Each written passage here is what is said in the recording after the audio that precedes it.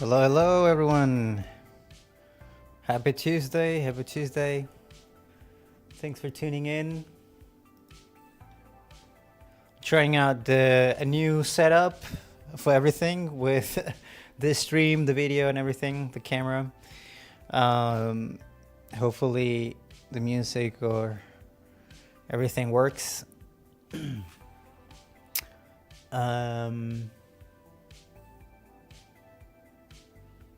Yeah, trying out new things, a new setup, and we'll take it from here. So there's been a lot of things happening throughout sort of like last week. I think both Spain and Peru is a little bit in a flood, which is a huge problem at the moment. So we're losing here in Spain. I mean, the director's in Peru, right? And so it's been hard to reach him over the last week, and also we've been having a lot of like power shortage and stuff like that here as well, which yeah, it's also problematic, and especially because I have a lot of different projects at the same time sort of running alongside this. But yeah, we'll see. Hopefully everything is running both on Twitch and YouTube. Buenos dias, Flows in Nature. Nice to see you. Welcome in. Happy Tuesday. Yeah, so let's see. I'm trying to set everything up here. Oh, nice. It worked right away. I didn't expect that. So yeah, so last time we sort of kept working with this shot. I was not really happy with it, so we like doing this thunder for this shot, and yeah, it doesn't look too great. I was kind of like having a hard time like getting enough contrast within this mist, and also I didn't sort of like the flashing, you know. I feel like the lightning is way too thick and stuff like that. So I might have to like just completely redo it for this shot. I think it kind of worked for the other shot. but I just don't feel it's working here. So we'll see how much I can salvage, how much I'll reuse, stuff like that. But I went in and found a little bit of a reference here that I thought it was interesting to look at. Just to sort of like analyze a little bit. Let me just put this in big.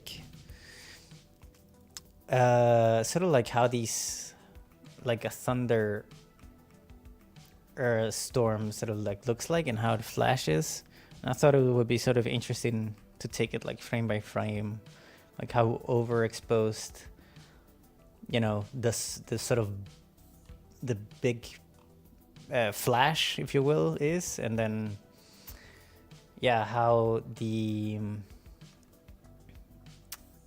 it looks afterwards, how it dims down, how the lighting changed from this frame to this frame, right? And it dims down, and then we got like another sort of like light source up here, which I think is kind of like interesting to see how much the lighting change, right? Like it doesn't stay as static. This shot is pretty cool. Like all those little details here. Feels like we got like a lot of legs going on. And then the big flash, and also like how I think it's nice to see like all the details in the cloud, right? Like it goes from, we see the volumes in the clouds to silhouette type lighting. I mean, we probably won't go in that hard, I think, on it, but you know, we'll see what we can create. But yeah, I just thought it was sort of an interesting reference to see.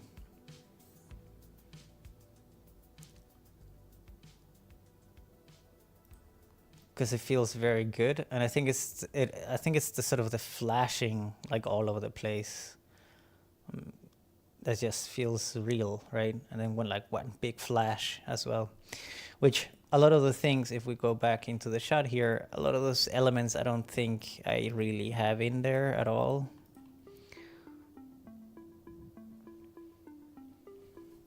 Cool video, looks like veins. Yeah, it does.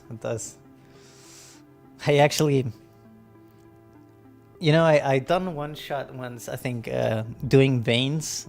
I think it was for the 100. It was this cool shot where they were injecting themselves with some syringes that had some black goo in it, like some black chemical. I don't know. I think in the story it was supposed to sort of help them being immune to radiation or something. It turned the blood black, I think.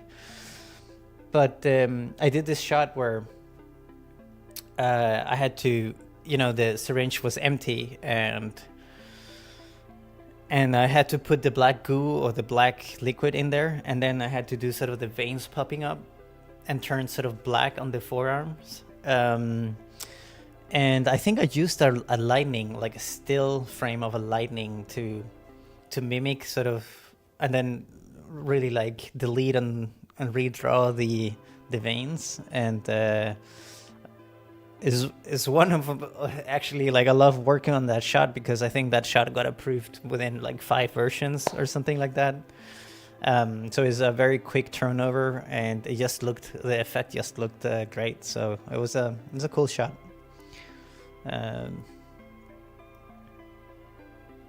Yeah, so it's funny that you mention it because it's very true. Yeah, I think like tree roots maybe also, right? A lot of nature has like these veiny quality to it, I guess.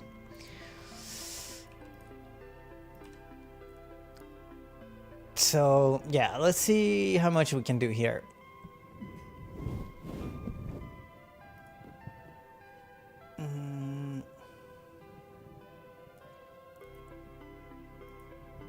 Yeah.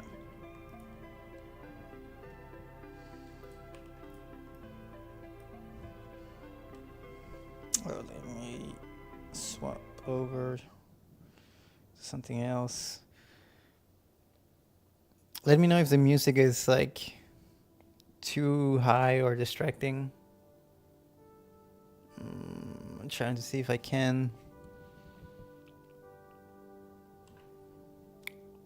mix it nicely, but it's hard to get right, I think. Right.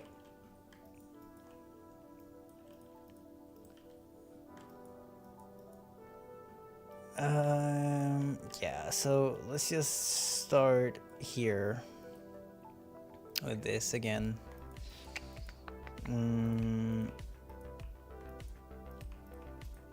Right, so I think I animated it at the beginning.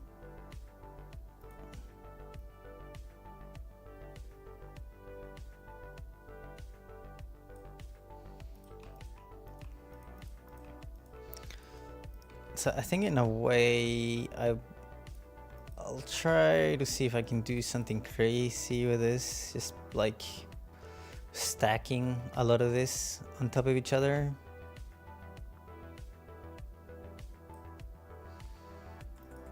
I might need to go back and just recreate a lot of this stuff.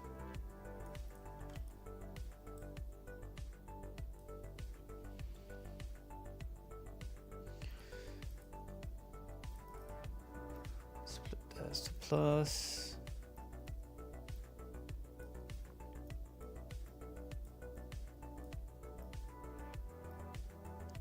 Oops.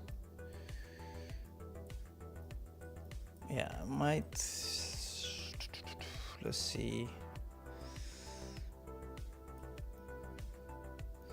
Let's do another transform here.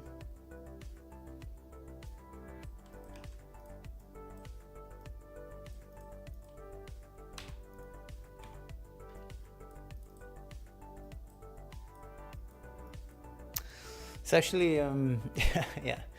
I wanted to talk about a few things I totally forgot already because I'm already deep into working here. But I kind of like wanted to talk about just briefly in this intro of the stream. Sort of like the whole, I guess, sort of aspect of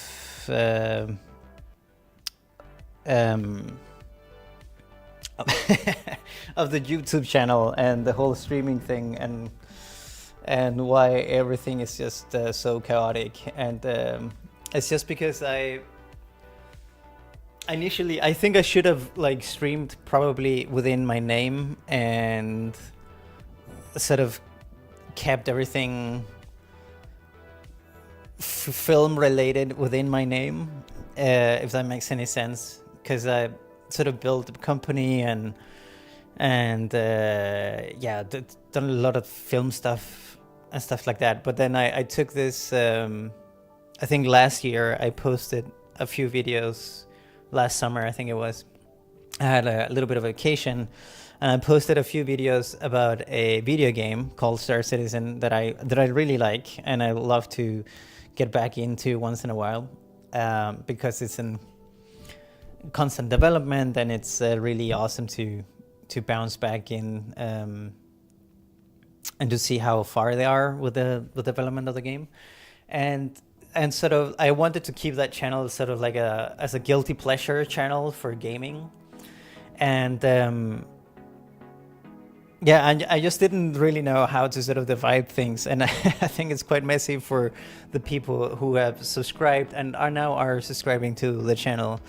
That, you know, a lot of the subscribers subscribed for Star Citizen content, and I think all of a sudden I'm here making films and working with VFX, and it's totally unrelated stuff.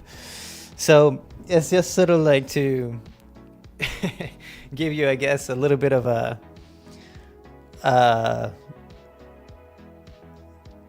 insight into why things doesn't make sense. It looks weird. It's because I didn't plan for any of this really, and I'm just taking this film as an opportunity to be able to stream it, which is really cool. And then I am also, like, I think last year I started also working on a game project with a couple of friends in my vacation time before I started on a big project. And I would love to go back to that game at some point whenever I have some more time. But and I just thought that, you know, I kept sort of the channel in that sort of creative space where, you know, I get to sort of work and share either like external or internal projects that I get to work on and that are shareable. And that's sort of where I think I'm trying to go with this channel and this messy content type situation that we sort of find ourselves in right now, or I find myself in right now. But so yeah, so it's just because I'm kind of just going with the flow here. There's no like big plans or anything. And I have no idea where, you know, whenever this project is over, I don't know where, you know, what I might do at the time. I mean, you know, we get like small projects here and there, but a lot of them cannot be shared ever. And I keep, you know, the NDAs and customer protection and all that stuff very seriously. It's a big part of working with films and stuff like that. It's important to, yeah, respect those deals and stuff like that. So, but yeah, so I don't know. I don't know what's gonna happen after this project, but hopefully, I'm actually been enjoying these streams quite a lot. Just learning about streaming in general, I think just learning anything is super fun for me. So, and just streaming is a completely new thing, and also just social media in general. Like I never really posted anything about myself on social media ever. I kind of feel like it's a strange place. I also don't have like any desire to become famous or rich or anything like that. So it's you know, it's not for those reasons at all. I think what really draws me into the social media aspect is creating sort of a community. If that community is one or two people, like it doesn't, I like that, I'm super happy about that. The fact that, you know, you hear Flow in Nature and we get to work together, I think it's super cool. And I think that's super exciting to me. And also just to be able to reach out to people who don't have their feet in the industry as well, I think it's interesting. I also have, you know, my own films that I eventually want to work on as well. I wrote a movie script last year as well, that I would like to sort of revisit, and it's a film that I would like to do without any budget at all.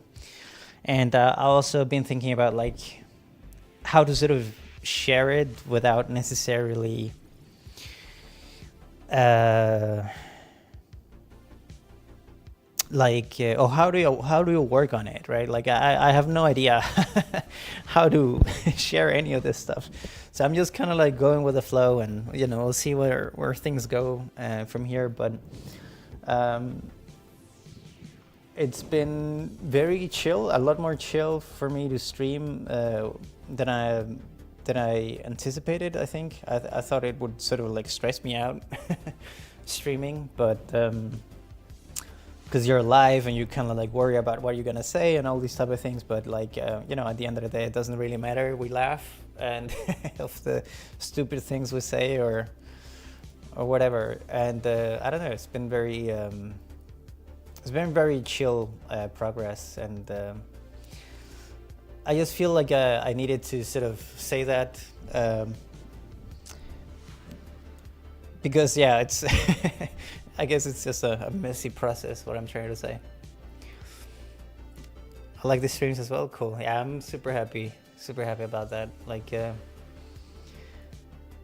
I guess it's also, it just feels like it's a completely different way of working for some reason, and I don't know.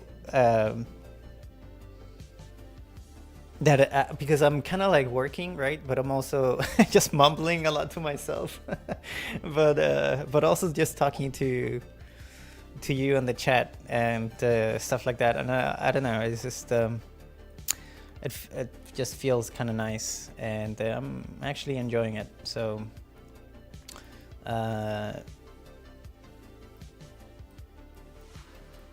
and I think also something that is so super interesting about it is that, you know, I would love, I wonder, sometimes I wonder, like, or ask myself, like, if you had like those huge sort of like filmmaking legends back in the day, they didn't have like any YouTube, like David Lynch and Herzog and, you know, like Kubrick and all those huge filmmakers, and I'm thinking, like, would they have, if they were like born today, would they have used YouTube?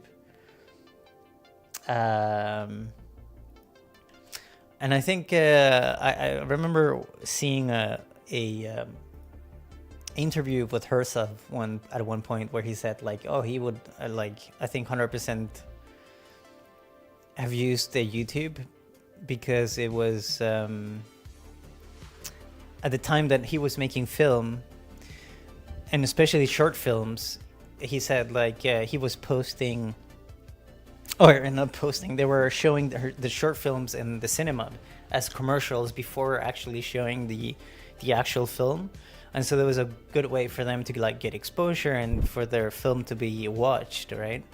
And so like so they were one to get their film out in front of any audience. But now I think we have like so many different platforms today, where at the time there was only like cinema, right, and TV, and now we have like social media platforms and all of these things that are sort of like developing in a way that it's just so new and still and I like, it's just a strange place, but I still don't feel like films in itself belongs in YouTube, or but then YouTube is an interesting place to sort of show behind the scenes stuff, or like work, or the work in progress, or like interviews and that type of thing, right? So yeah, it's just interesting. It's just such a different whole like media talk that is just yeah, it's interesting. Yeah, I understand. David Lynch actually had a film school. He was teaching, but it wasn't online classes. Yeah, exactly. And I think it's the same for Herzog as well, right? It's also one of the reasons that I don't like, a lot of people has been telling me, like, oh, you should make courses and stuff like this, and usually like I don't make or like to make courses. It's okay, like, if I go into a school to teach for a week or something like that, or if I make courses, it's because of it's a collaboration with a film institute or something like that, which I think is super cool, because it's also very targeted to that audience. But I just don't see myself like, you know, making film courses, or because I think film is such a, it's also I think the beauty of it is that it's a personal journey. Whatever you learn, whatever skill set you have, you take those skill sets and you kind of have to utilize them in your film, right? And I think, like, as soon as we get into this how-to mentality where we search for tutorials for everything, we don't learn to be creative anymore, right? We're just following a recipe, and I think like that originality is super important to keep.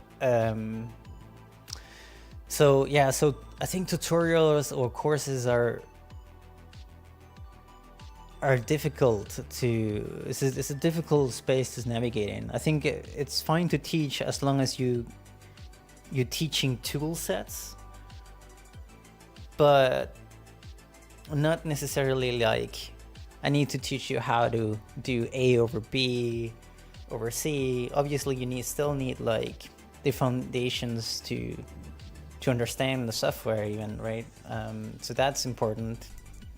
But yeah, I don't know. It's just something about being creative, finding solutions, I guess, for our film. I think it's interesting.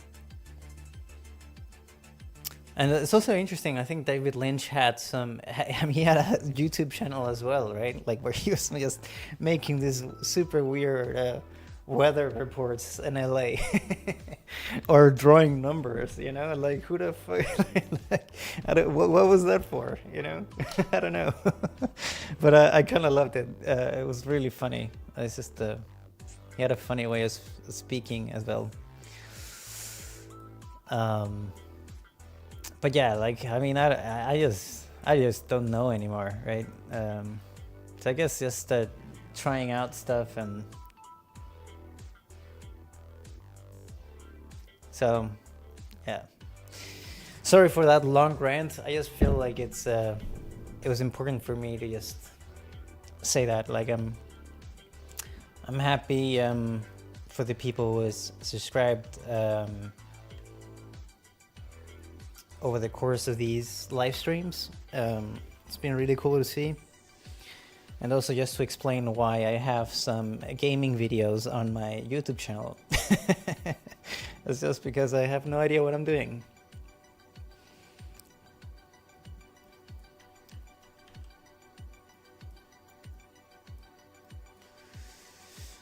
Right. So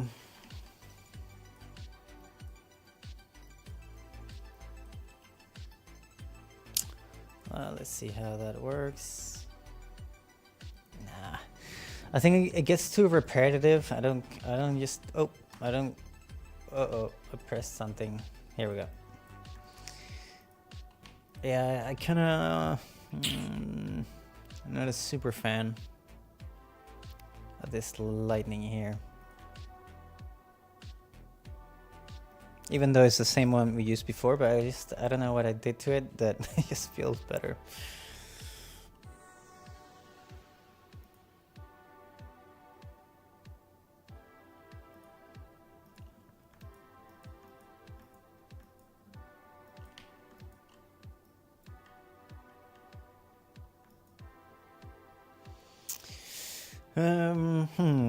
So yeah, I don't know. Maybe I'm just thinking if I should just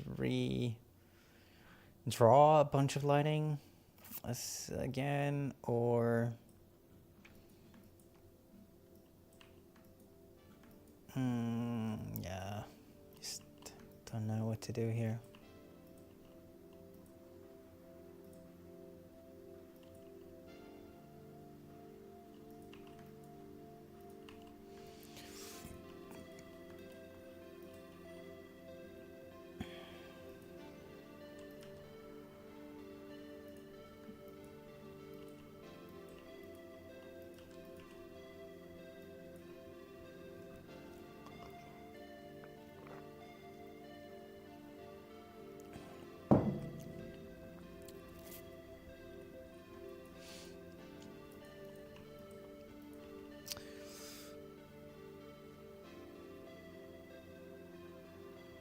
Kind of like how distorted it gets.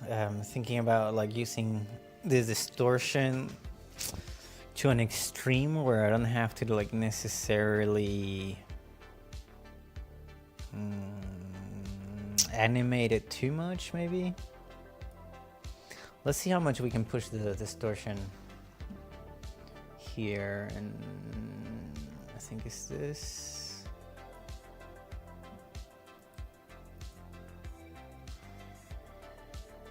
No, I think the frequency doesn't really match.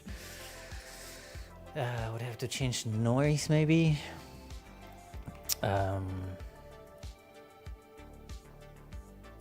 Yeah. Let's take this back to like 30 again.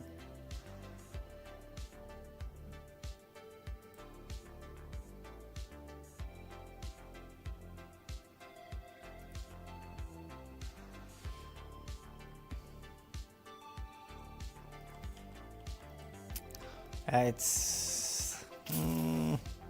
we're still thinking what to do. If I should...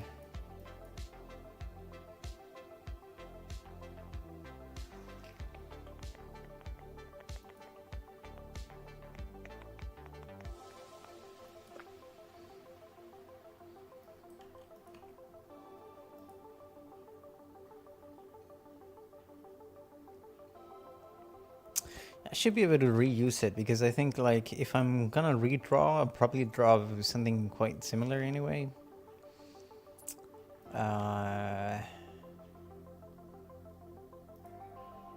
So, because I can just move the legs around, right?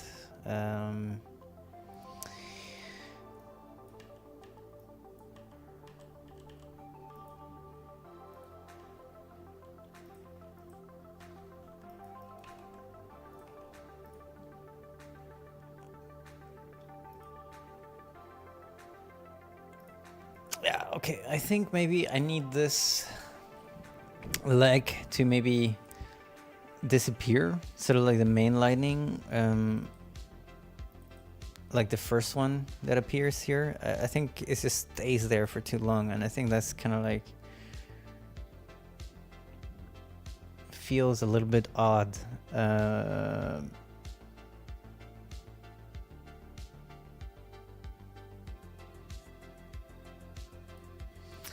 So, okay, I'm getting ideas now. So I think if I animate this to 10, right? And then I can take these branches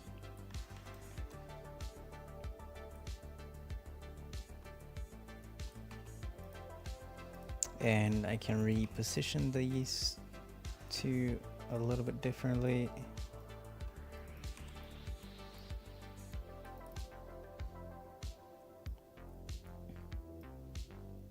And it could come from up here, and this one could go something like that.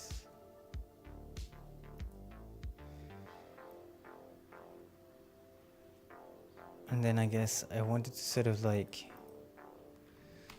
time offset this to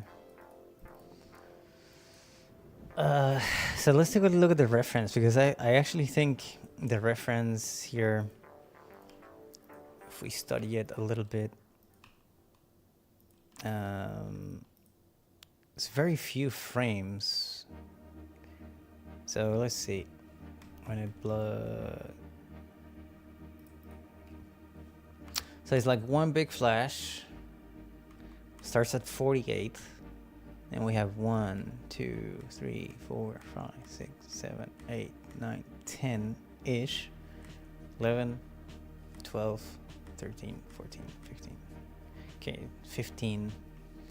And we sort of see like one flash, that lightning, sort of like the main branch, actually stays there for quite a while, disappears. So 1, 2, 3, 4, 5, 6, 7, 8, 9, 10, 11, 12. So that disappears at 12. So we, timing wise, we're actually not that far off. And I think we have like two main branches here, and so that's, I think that's kind of like what I'm trying to create a little bit. So we do one big blow and then like flash, and then alternate with sort of like between two flashes. And so I want to offset this one maybe by 6 frames.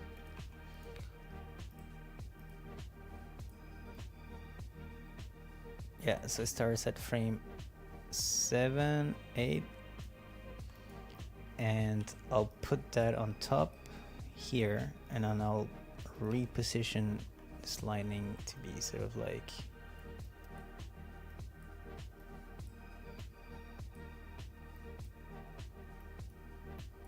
coming a little bit from above, I guess. And I think this one is a little bit too big, so we'll make it smaller.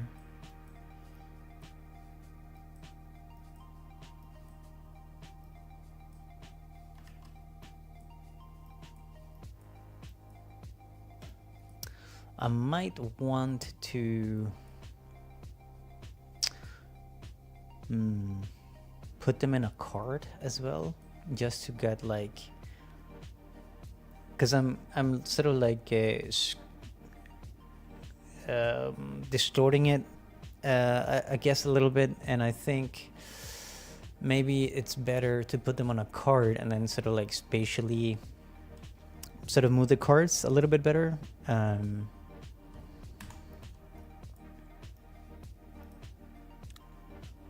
And I probably want to do that separately. So from the two branches, let's try that. Let's create it a 3D scene here. Card.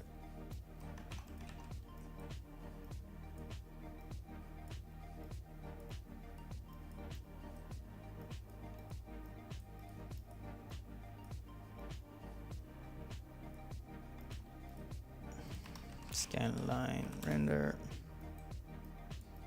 Cam.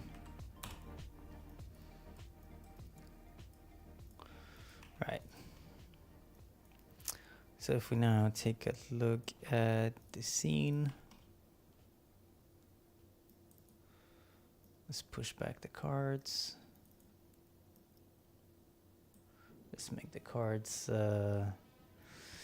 maybe 5 scale. And yeah, we can move back the camera. Let's see how that looks like. Let's make it a wider lens. So let's go with 14.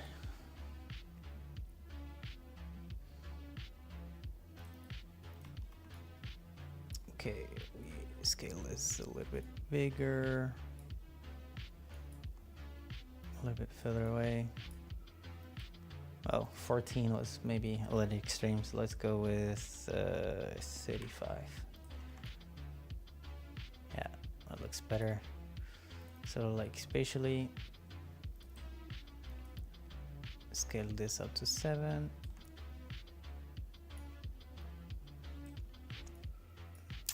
Right, so now I can push the lighting here, and I'm just gonna be working with one at a time here.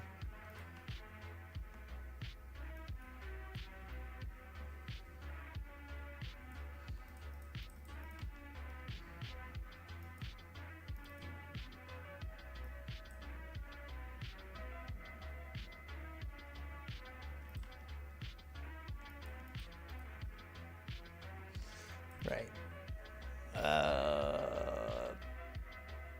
What do we do? 45. Not in that angle here. 35.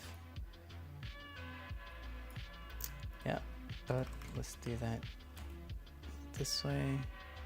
No, we did it in the right way.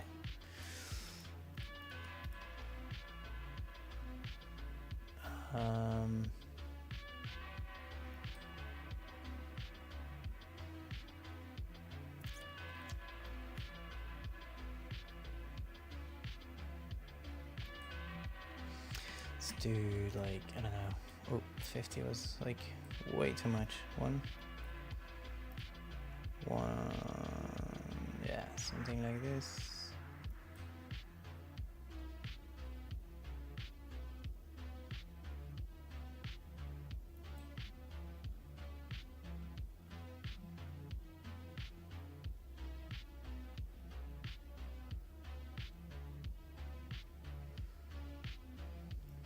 I'm just trying to see if I can play with a interesting sort of angle to have up in the clouds.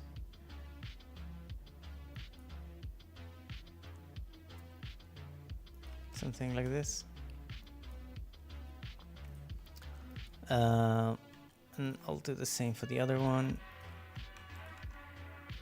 take, yeah, let's just move it around. Let's disable this one now. Okay, so that one is up there. Let's take it down a little bit.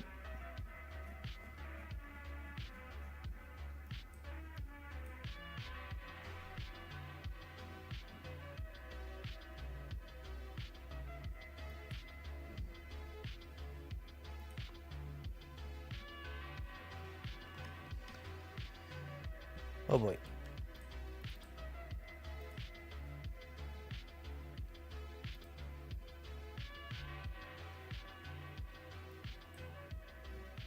Way too close to camera, so let's go back. Okay.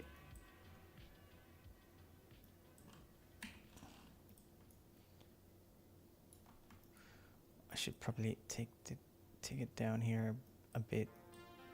Yeah, something like this. Now I have a little bit more space to play with.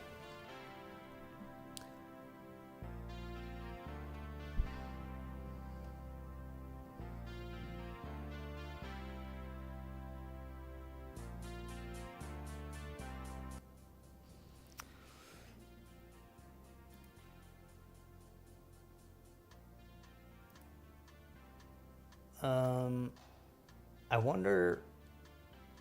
Yeah, I don't know if you could hear the hear the song or the music, but I wonder if that's gonna give me problems on YouTube.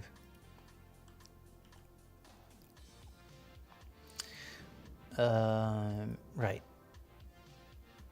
So let's turn this one something like this.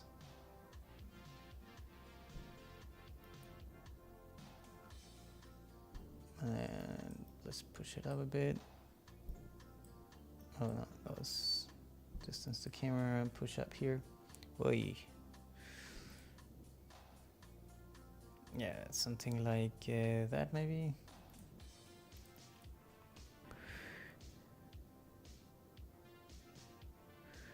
Can you show how you brought your animations in 2.5D? Yeah.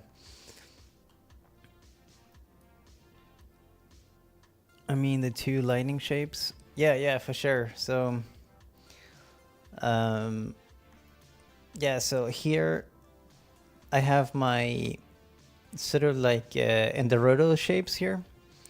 These roto shape, I have like different branches that I drew, right, and then animated in the stroke to like when to appear. So after you sort of like do all the drawing, I think the lifetime of all, like the whole thing is like about 10 frames. And then I sort of like just took, so I think I done like four branches, if you will, for 4 drawings. And I took one branch here, and I mixed them together and timed offset it so it starts at another time by 6 frames. And then the other one with the 4 branches is here, starting at 1 to 10. And what I did is just create a card where I put them in both in a scene with just a camera. Since the shot is static, I don't have to worry about like a tracked camera or anything like that. So right now I'm just having like the cards here in space, and I'm just kind of like turning the cards, rotating them around and pushing them around in space, and then for this camera to see, right? So when I view through the skyline render, I kind of like see where they're positioned. And then I can like change the lens on the camera if I want to like see a little bit more of the lighting. Right now they're like maybe a little bit pushed, like maybe I don't see enough, and then I maybe change the focal length to like 30, and now that like as the camera sees a little bit wider, right? But yeah, it's basically like just 2 cards in a scene that I put the lighting, the image into. Did I show what you want to? Yeah. Okay, they look like polygons, not cards. Oh, yeah. Yeah. Yeah, it's just cards. But now they're like you said, now they are like kind of like it works like 2.5D, right? We could do something really advanced, but I mean, I wouldn't. I mean, I don't know. It could be fun to test out, actually. But I know we wouldn't get much of a result at this point, just because there are like lines.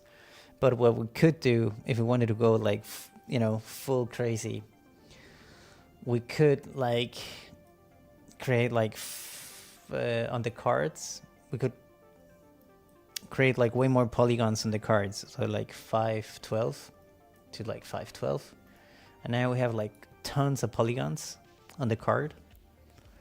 And what we could then do is create like a displacement. Is it displace geo? We could add it in, and then we can say whatever it's white, it will push out, right? So now you see the geo is being sort of like pushed out, and now it's like a little bit more like three-dimensional, right? So without the displacement geo, it's just a 2D. But I doubt, like, yeah, we do see a little bit of what it does, like in 3D space. But because I would probably do something like that, maybe like if it's like we see like some Superman's laser beams being shot at a very like close up type shot, maybe. Then maybe I would play with something like that. But because it's lightning and we never really feel that 3D dimensionality, depending on how the shot is shot, of course, and what sort of the vision is, right? But yeah, it's just a cool little thing to make it more 3D and the 2.5D space, if you will. Yeah. Displacement geo, so powerful node. I think I used it once for a really cool effect. Again, I think it was in the 100, where they had these worms that were like I think growing inside of people, and it was really cool. So like so we did like a lot of like morphing of the worms like inside the skin. So it was like the skins would sort of like bulge out around the neck and chest and the stomach and everything, legs and all that stuff. And actually it was very similar to something like this, where I just drew the line where I wanted the worm to travel on the body, and then I displaced it. So, and then I lit it as well, right? So like as we did it here with the displacement geo. Oh, that's not the right one.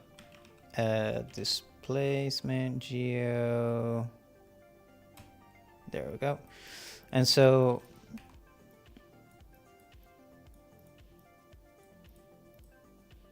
yeah, so now we should get that again. Yeah. So, and then what you can do is you can, then I put in a light source in the scene, because as soon as you do that, you need to use the light to then light the source. If I can get to move this, there we go. And I sort of like lit it after, depending on the shot that were,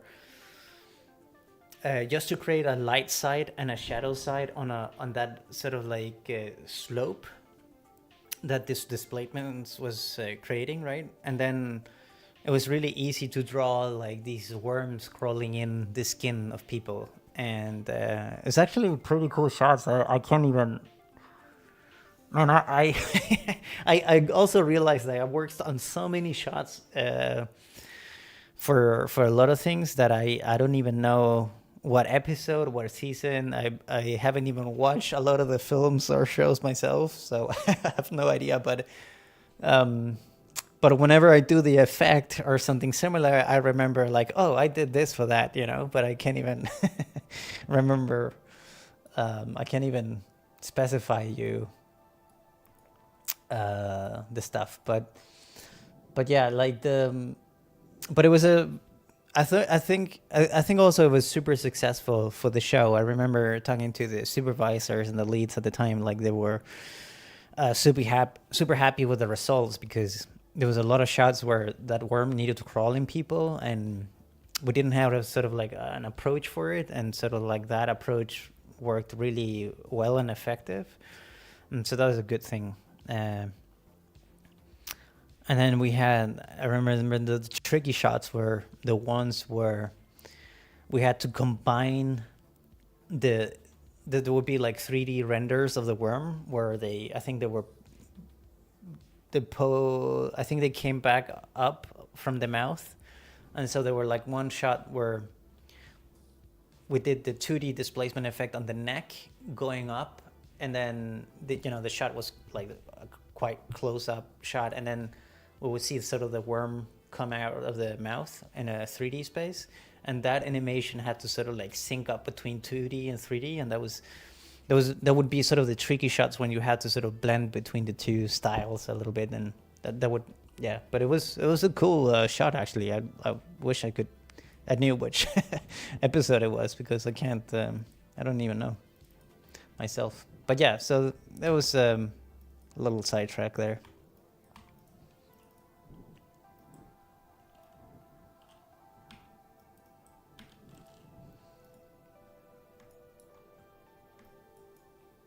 But I think like that sort of like, yeah, shows I guess like a good way to, how some effects can be quite effective to do, right?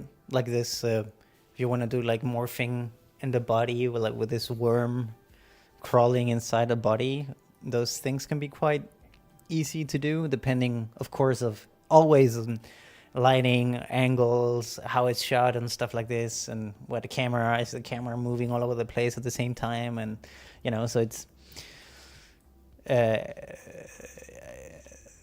all of those things can easily make things way more difficult, right? So yeah.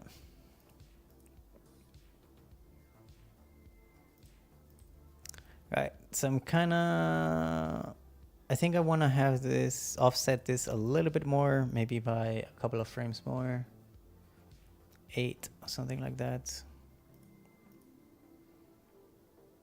Yeah, so it just doesn't come exactly at the same time. And I think by the time this one is like fully out at 13, I would like the other one to disappear.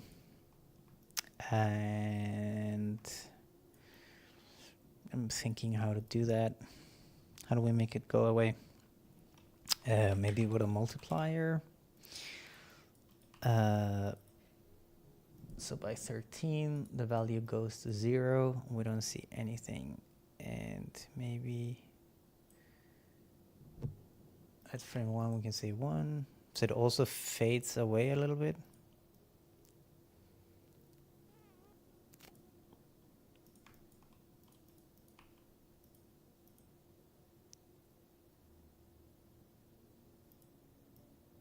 Maybe that faded away like a little too soon. So maybe at frame 8, it should still kind of like be solid. So still 1. I remove the first keyframe. Let's see.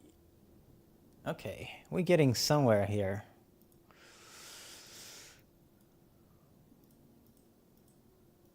Sometimes it's like small things that makes a big difference.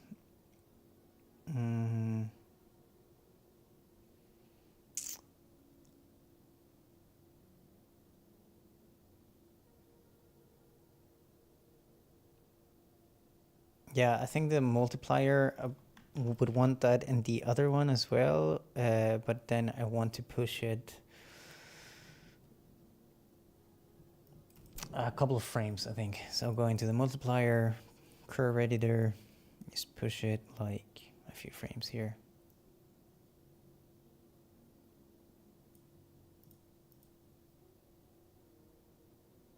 Yeah, cool.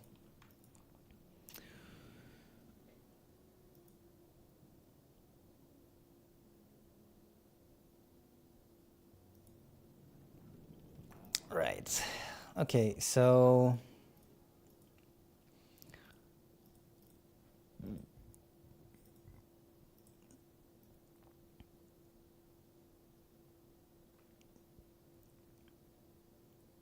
okay, kind of happy-ish with the animation. Now, a lot of it I kind of want to hide behind the clouds. And now let's check out the reference again, because that was so what's interesting is that, you know, it gets completely overblown.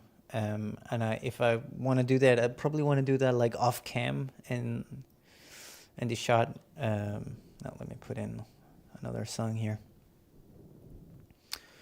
And then, yeah, I'm trying to see.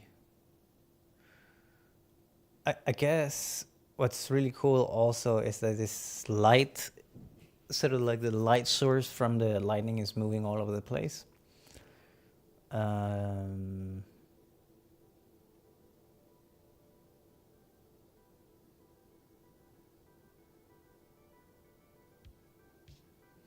I'm thinking about how we can create something similar to that. So let's see. Now we get our lightning, we take it in through the distortion.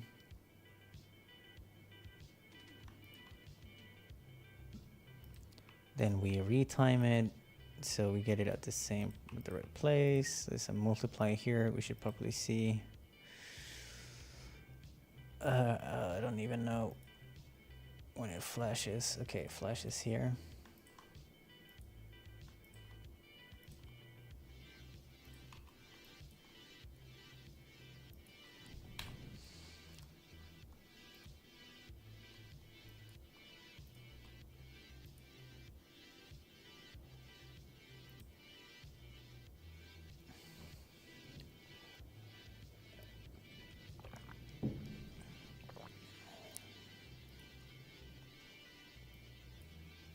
I don't see it. So, did I completely screw it up? So let's see. Is it here? It's not here. So after the retime, is it here? Okay. I wonder why. I wonder where the lightning is. I think it's just a retiming thing.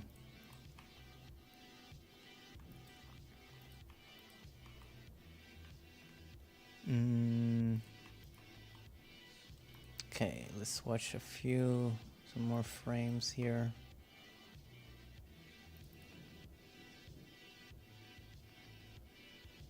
So the input is 100. Oh, okay, so it's not even that one. Time offset is what I'm looking for.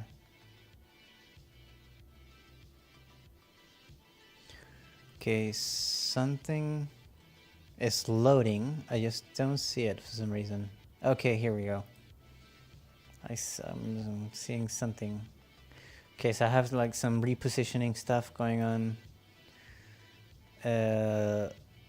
Ooh, kind of like the effects we're getting there. Okay, let's see. I'm just trying to. Okay, so it seems like I have two repositioning nodes. I'm just gonna disable both. Yeah. Now we see them.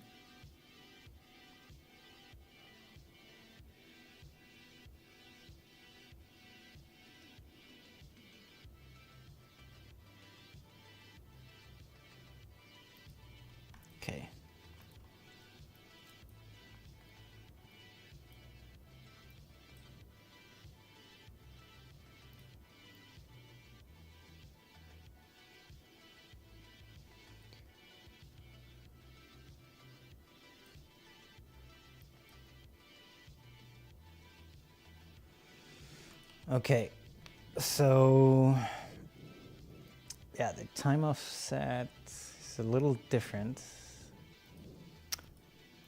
That's fine. Then we have a pre-multiplier here.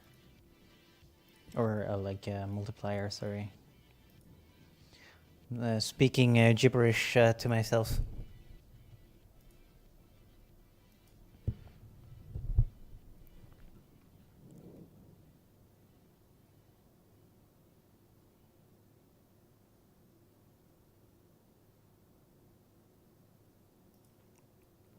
All right, so the multiplier is kind of like helping me, I think, boost, you know, the areas of where I want the flash. So I think maybe, yeah, this multiplier is important.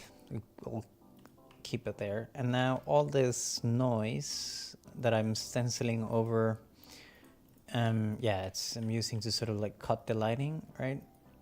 And so it's interesting about the reference. I noticed there was something.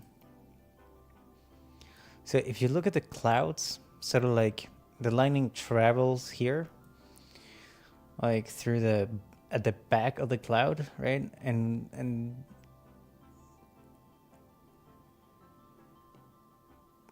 yeah, so like especially this area here, how much it actually blocks the lightning out. So the lightning is super, it's crazy and fascinating, right? Like how bright this is, and it blows sort of my eyes out.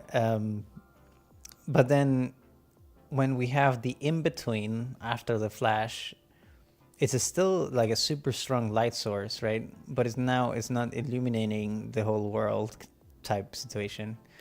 And then it's way dimmer up in the clouds, right? So I think like I will try to see if I can create like more of a, I would have to sort of like mimic a foreground mist layer that is quite strong where the lighting doesn't come through. So I have to see if I can be a little bit more precise with the stencils here. So let's go back here. Let's see where they both kind of like out here. Yeah, something here. Right. And so, which this layer is actually, like this noise here that I have is actually quite good. It is obscuring a lot of the lighting, which is what I want. I just want it to cover like more of it. So I need to just, I think, make it bigger and reposition it a little bit. Also, I'll just disable the color and the grade for now.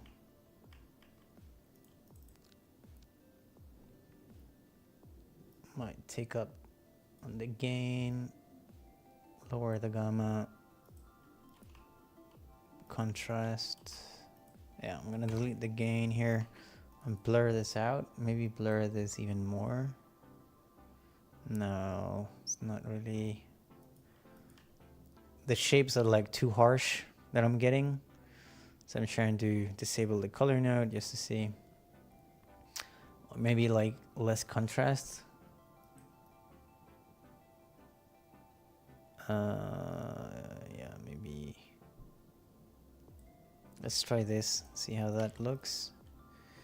Right. So now it's not strong enough. Oh, it was I think it was the gain actually. I didn't notice that. My gain was up to like 4 on it. So yeah, let's see again.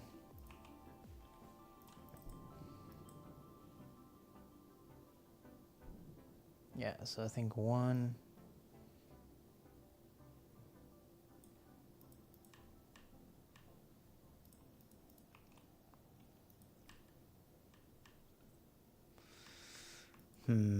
It's a tricky one to sort of nail down, as I want. especially because we have like two, something like that maybe. And maybe the blur doesn't need to be that strong, but just yeah, something like that maybe. Okay, and I have another one, and this one is moving.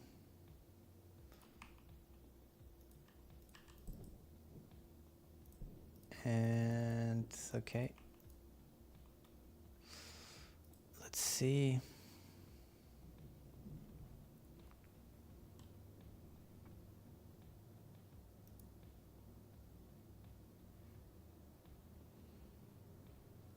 How's the stream, by the way? Is it all right? I see that the bitrate says that it's unstable.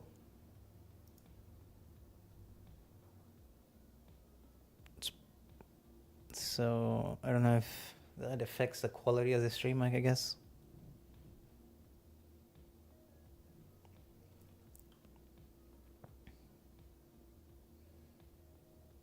Okay, this it's looking pretty good actually. So let's see again. Now I have these clouds, right? From this mist, and then bumping up a little bit, and now I'm using that as well to cut it out. A little bit of color correction. I might just disable the color correct for now, just to see how this looks. Okay, the color correct is kind of nice. Maybe I'll just bump it down just a little bit. Right.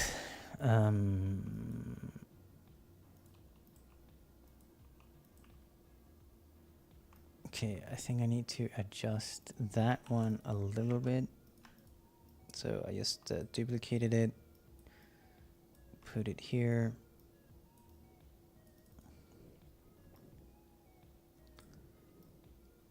Let's see if I can.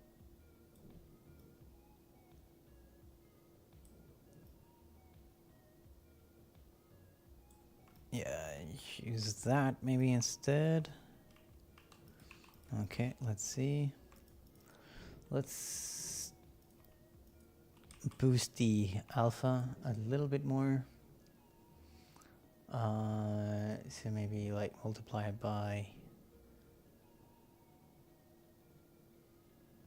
0.5. How does that look like?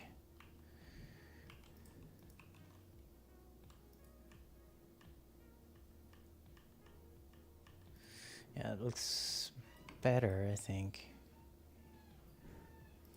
Yeah, 2 starts to look pretty good. Okay. So let's see.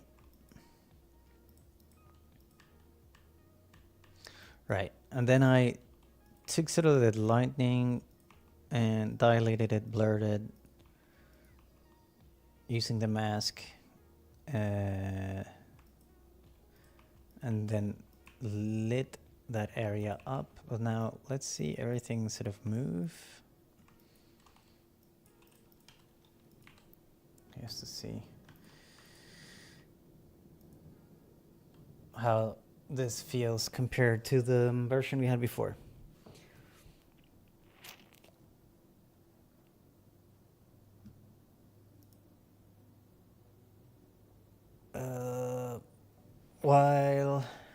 Well, it's already rendered, so I didn't even have time to go for water. Let me see. Yeah, so I kind of like what's happening. I think it's just maybe just a little strong here, especially here. Let's see. This is the gain here, and let's see how that is animated.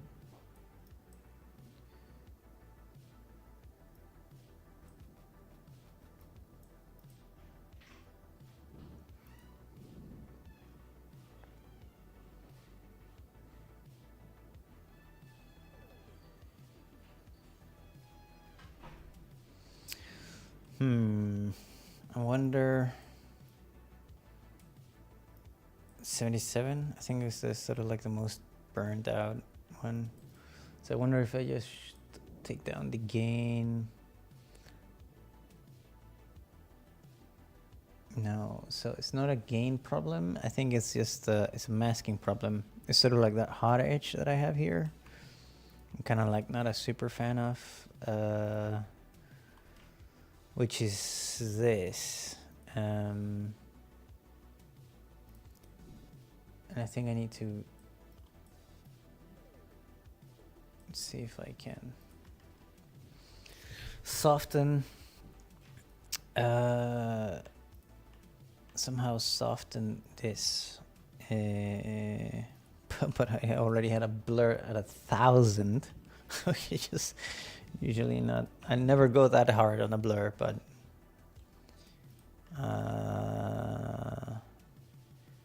yeah. So let's see how that looks like without this isolation.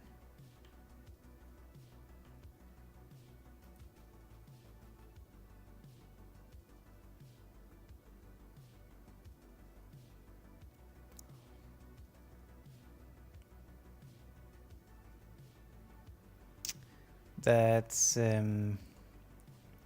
actually kind of cool, kind of what you want.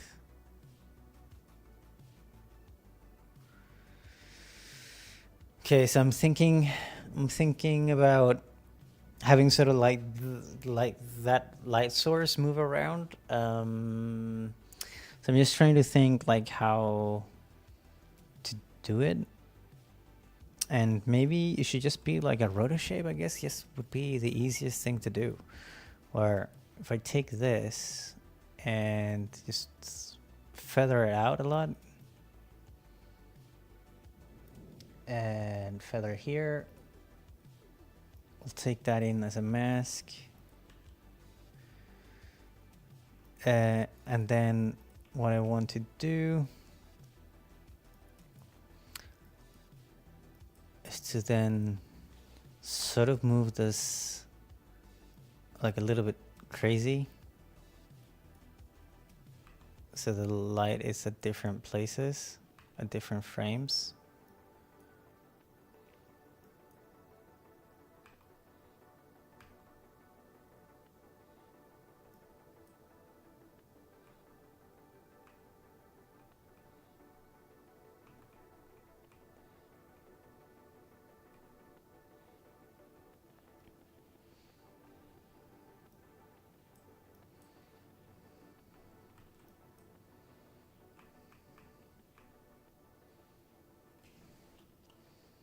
Okay, I'm just gonna blur this to 100 as well, just to see. I might just, feather this out even more.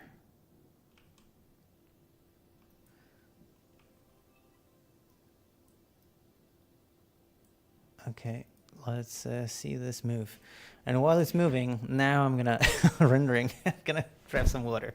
So yeah, be right back.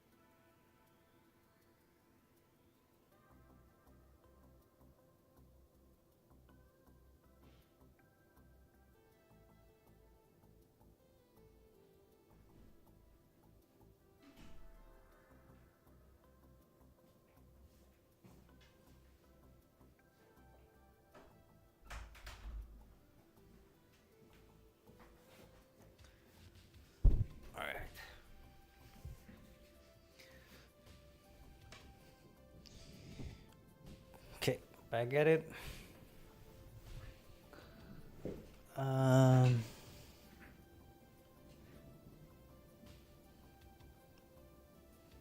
Okay, we're getting close. We're getting somewhere. It's not moving at all as I want to, but but it's looking much better. So I don't think I need this. I think it's just much easier to do with a roto. Like doing it this way that I've done here with these nodes would kind of like do it dynamically depending on where the lighting is, but I don't think like studying the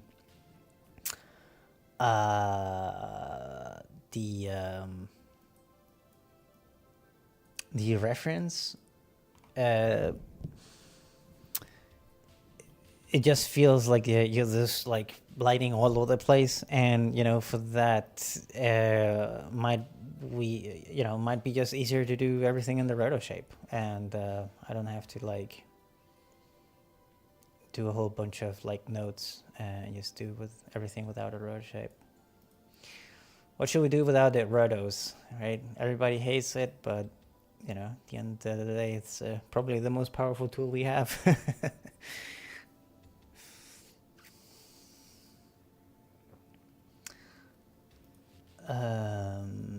Right. Okay, so it is okay. Yeah. So it's because I animated the light on. Okay. Before we do this, I have to rechange the flashing points, because now I have an extended animation and I have two branches of lightning moving, right? And before we didn't have that, so now I have to see how long the actual animation is.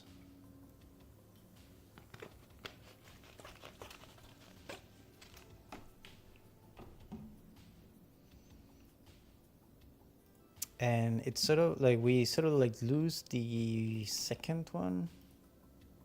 There we go.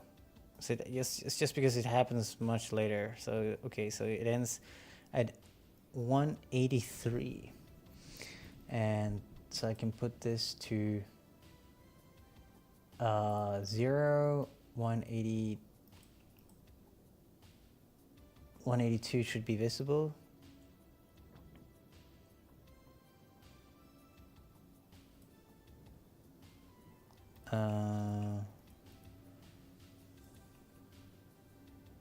Yeah, so let's see. Let's just disable this grade for now. I kind of want to see the other branch come in.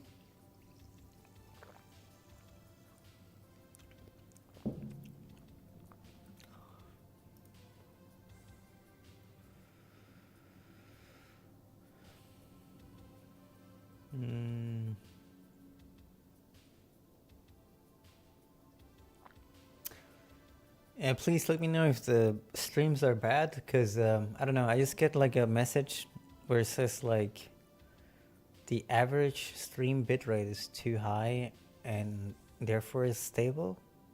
Like, I don't know what that means.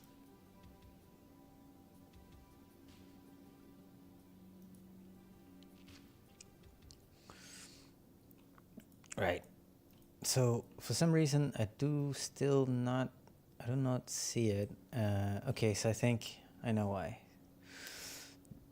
So I think it kind of like disappears on this stencil here. And it's because it's like very white here. And that is cutting out the second lightning quite a lot.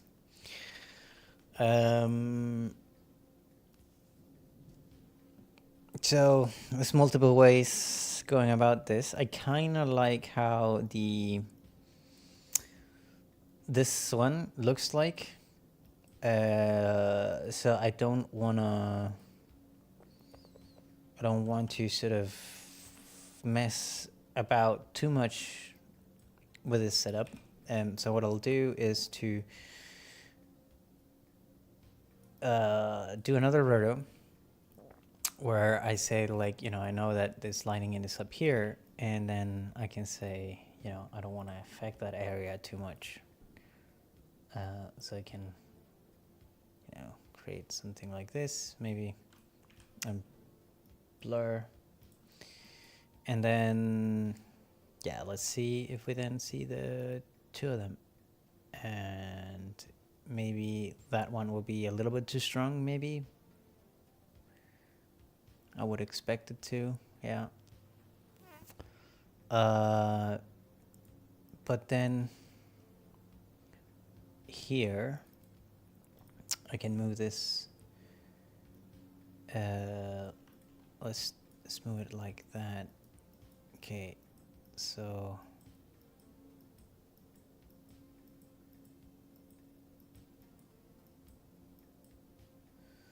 okay, let's feather her out again.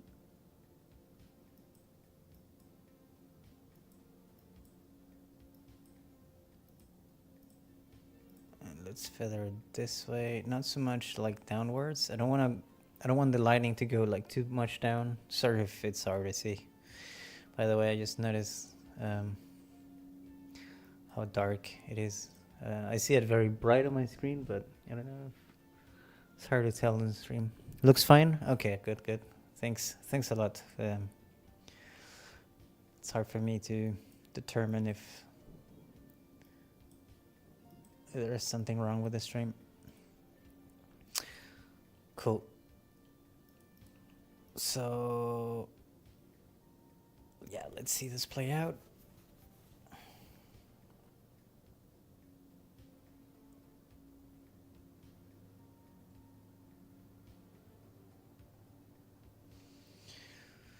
And we still don't see it, so let's see. Oh, I was looking at the alpha. Oh, but we have another mask. Okay, right. So we have this one as well. And I might take this out. See it played out. Because I'm using all these stencils to mask, right? Instead of just plugging in the mask into the cloud. So essentially, I'm just getting the same result. The only thing that is a little bit different is that if I put it in here, I'm basically just tagging another keyer into all the masking that is going on. And that might actually, it looks quite good now that it's visible, the second branch there. So I think like,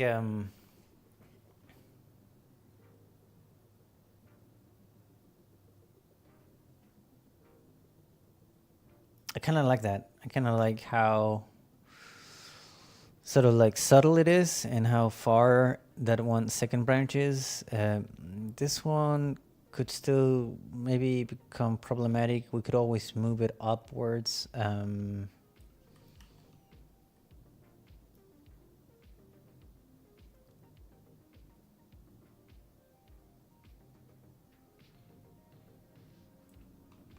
So let's okay, now let's extend 183. Let's extend this grade now to 183 as well. At 84, we shut down.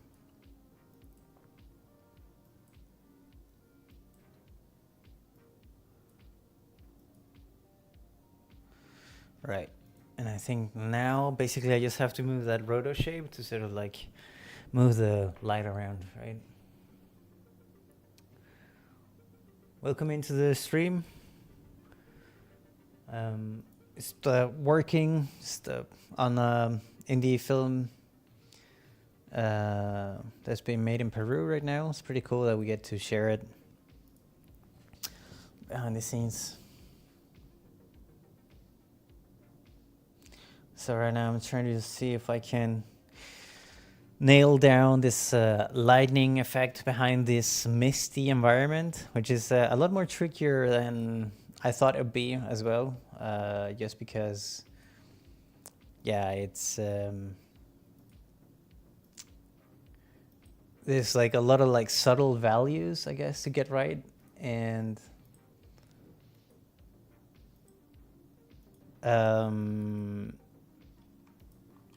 because I need sort of like looking at the reference that we had, right? It's nice because it's a real shot where is it? It's like here. It's a real shot where everything just gets to, you know, be blown out and to be in silhouette, which is quite cool.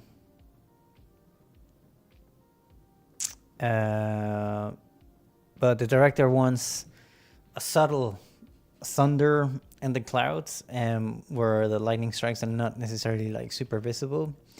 And so it's like a balance of like trying to learn from the reference, but also like not overdo it. So this is a tricky one, but also fun. Never really done lightning this way as well, so it's also fun for me to just try something new. Okay, so 82, 83 disappears, so 82 instead of a mark for this, and maybe it should be like somewhere in the middle for the end. 82, it can be like way over here, kind of close to the edge, and maybe like we do one on the corner here.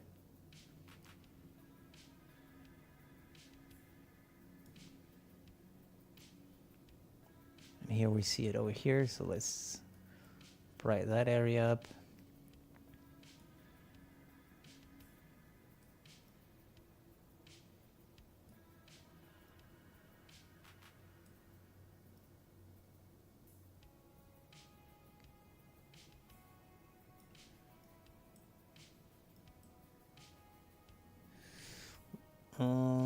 Yeah, let's just check it out.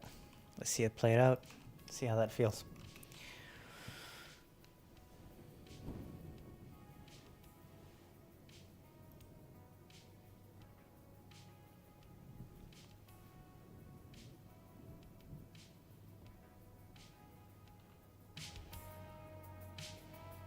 Sorry, I think I had the music completely off there for a while.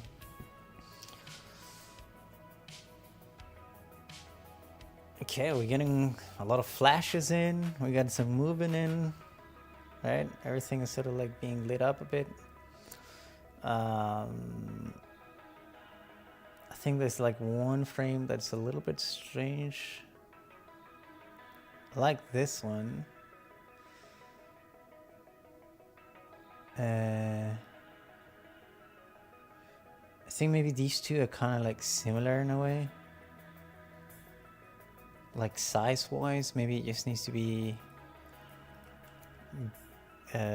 just a little more different, I think. So maybe, you know, doing something like this.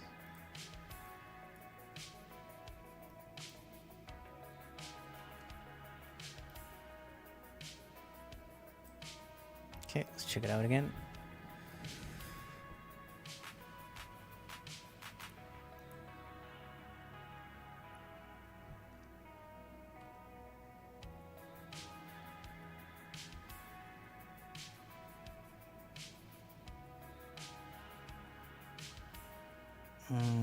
Okay, for some reason it kind of like looked a little bit more,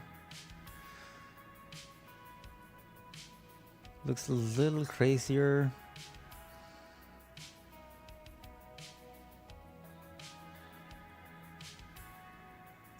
I think there's like a keyframe here we could probably take out, maybe between 3 and 4.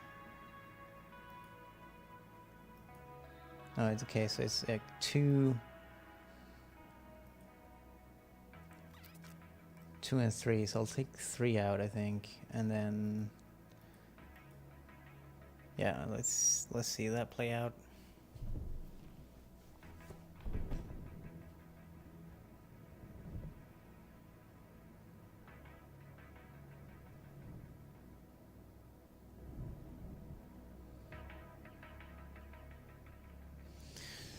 I don't know what it is. I think it's like I guess it just it feels like the light is moving, but it's in a strange way, like not in a good way. It is. I wanted to bounce it around, but I guess I just see this. I think it's like this animation here, sort of this slow growth. Because I kind of like want it, yeah, like kind of like the movement here, I think.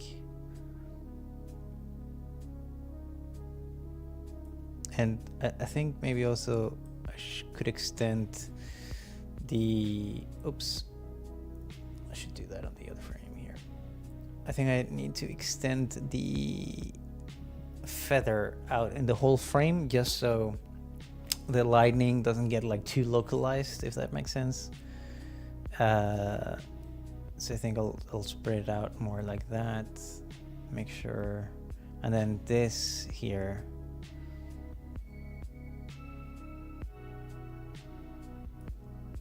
But I don't see a flash though. Let's see. Let's see again.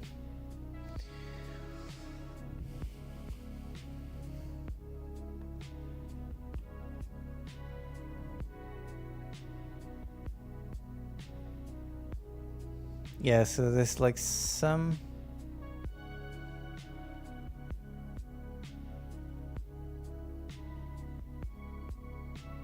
Yeah, it's just something about it that is just not really...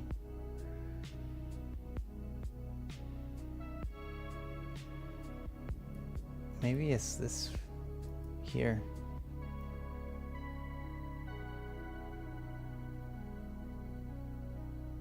Okay, let's see again. Sometimes I like to, so this is trick, I don't know if you're an artist, you probably know a lot about it, but there's this trick where you take a look at, you know, whenever you draw something, you like squint your eyes at it, and so everything sort of becomes blurry, so you're not like hyper fixated on something. Or you know, you watch it as a thumbnail almost, so like you zoom out a lot more, and that way, you know, you can like, it's a little bit like clearer to see. Obviously, I think for me, watching the size of thumbnail makes sense, but in the stream, I think it's a little bit small for you.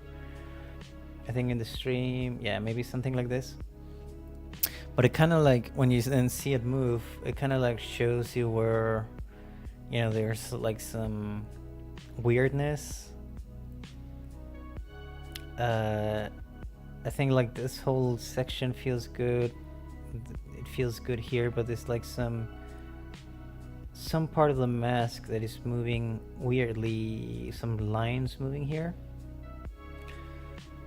So it's hard to tell, I think for you guys probably in the stream, but I think like if you look at it on, if you have the shot like right in your face like this, like full size, those things can sometimes be a little bit harder to see because you're looking at so many other things as well.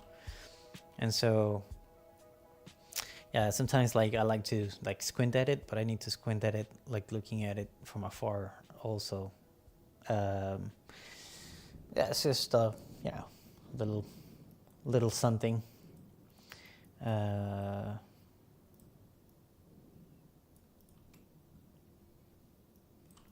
guess it helps just look at it from a, oh, the cloud looks so much better, more realistic. Yeah, cool. Thanks. I'm glad you're saying that. Yeah, I think so too. I think it looks much better, and it's more subtle also, right? I just need to sort of like fix whatever has like some weird. Trying to sort of like locate it, and I think it's maybe, yeah, it's this for sure. So, okay, I know it's up here in the corner, and I'll like to sort of like keep it there maybe.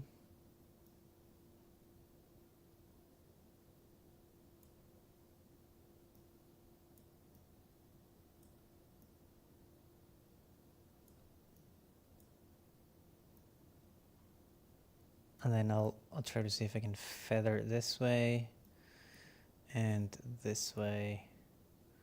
So there's like not too much of a difference, I think, between the two. Like, I don't know, maybe I completely broke it. Let's see.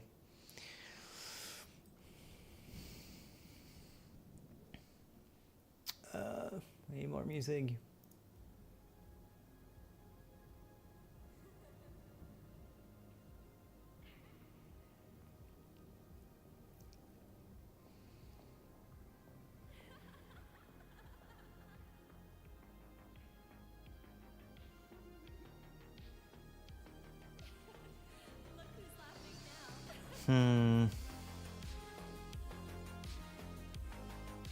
Yeah, I think we have too much.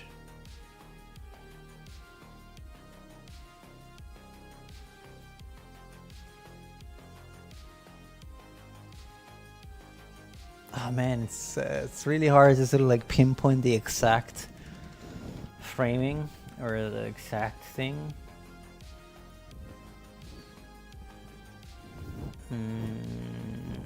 Trying to see if I can.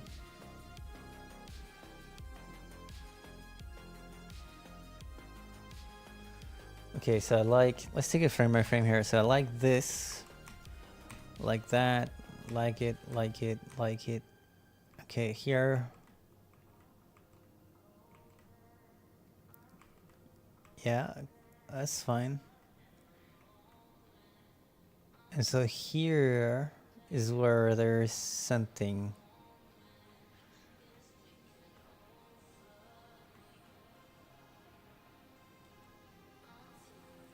Yeah, so it's like 2 frames between, I think maybe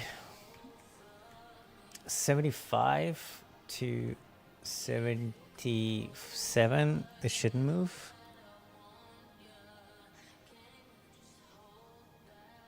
Which is hard.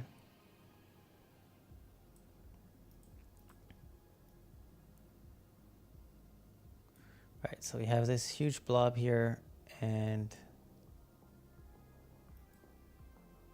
it's almost like no movement. Okay, let's just move it up a bit again.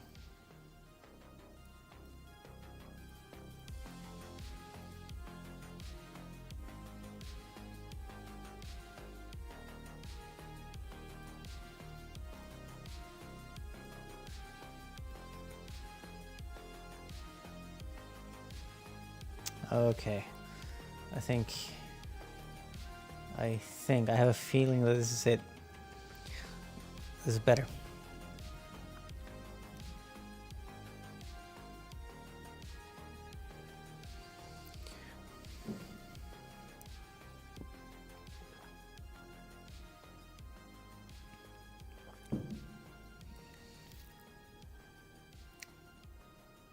Yeah.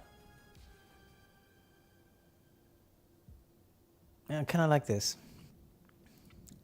Okay, I think flashing wise, I like it, but I'm missing a little bit of texture, which I see sort of like in the high highlights, if that makes sense. I don't know if it's hard for you guys to see, but like if I gamma down, I see sort of like the white here, right, which is pretty cool. But because we are so working in all these gray spaces, it's kind of like a little bit hard to see.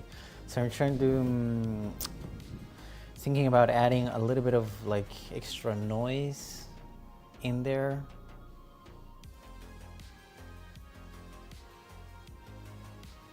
Okay, so actually it's a little bit clearer to see now that I gamma down the mask movement as well of what I was sort of like trying to chase.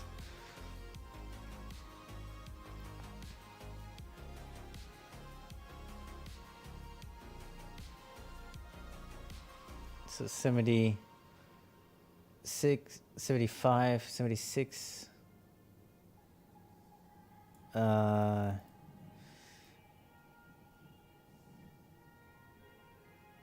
Which is, oh man, I think it was a clipping issue, I think, maybe. No?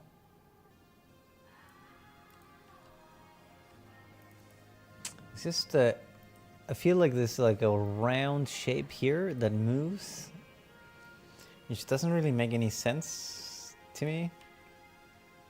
Like where that shape is coming from. If it's not the roto, it has to be the roto. But for some reason it's oh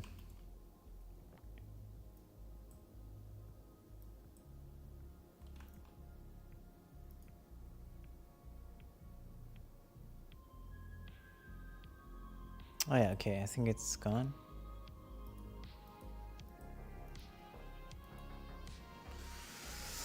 No, it's still there. Wow, it just makes a huge difference. Just moving that small amount. Probably because my mask is like huge.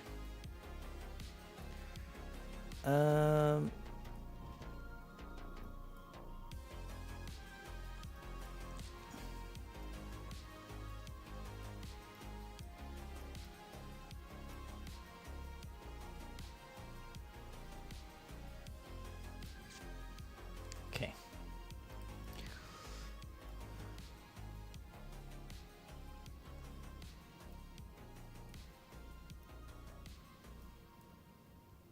Cool. Very cool, very cool. Looks good. Yeah.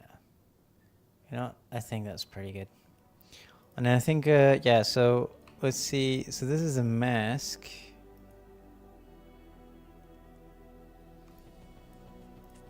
This is the mask. God. That makes sense. Right. What if I just kill it? Does it break? Does it break too many things? Maybe I can feather it. No. Inwards.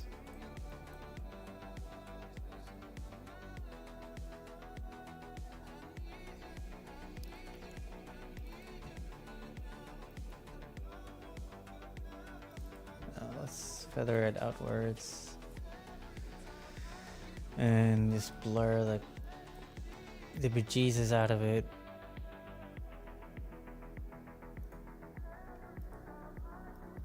So that's strong. No, it's not that strong.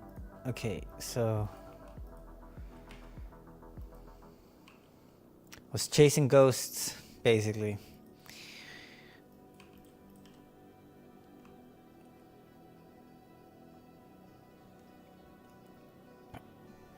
Okay, I might have to move that second branch a little bit, but now I got rid of that mass that I was seeing before. It's just not really convinced by the movement of it.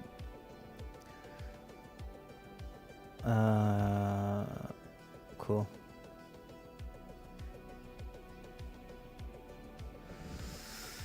All right, so wow, it's bright. Okay, so the tricky part now is it's balancing some of this stuff.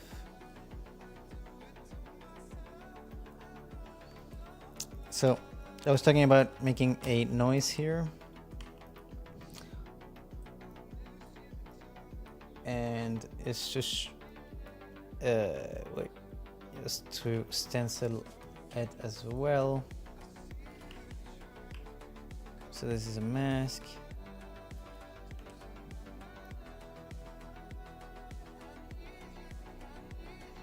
Just to give it a sort of like a little bit more texture. to again, the mist that is in the foreground. Oh, we're trying to sort of create that illusion, basically, right?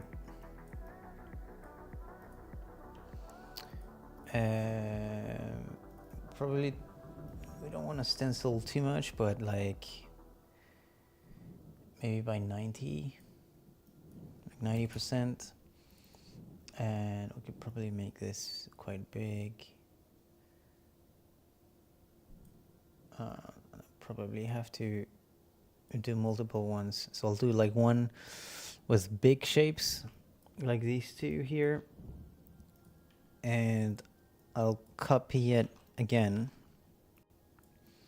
And I merge them together here with a plus. And I'll change the values on the second noise to something smaller.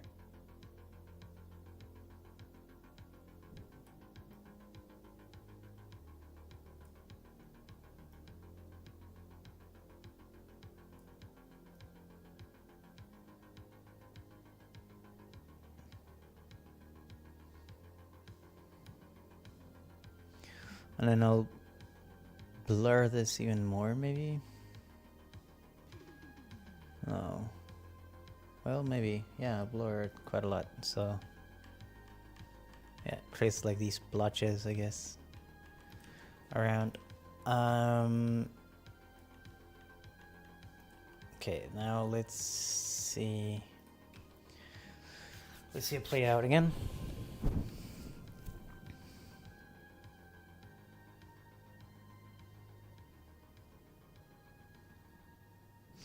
Yeah, I think the stencils are probably a little bit too hard. I think I could probably soften it a little.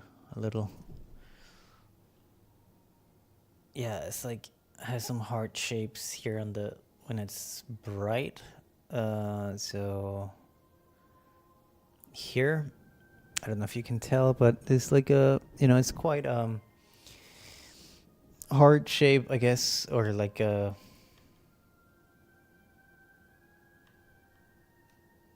Yeah, maybe with less blur, it would actually look better. So maybe go 10.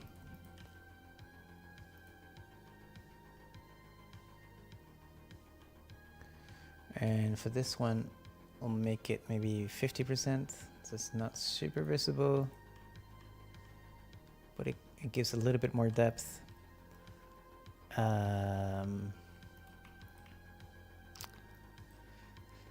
Right. So now it's a tricky thing here. Right? I kind of like the sort of we're creating more texture and depth in this mist, right?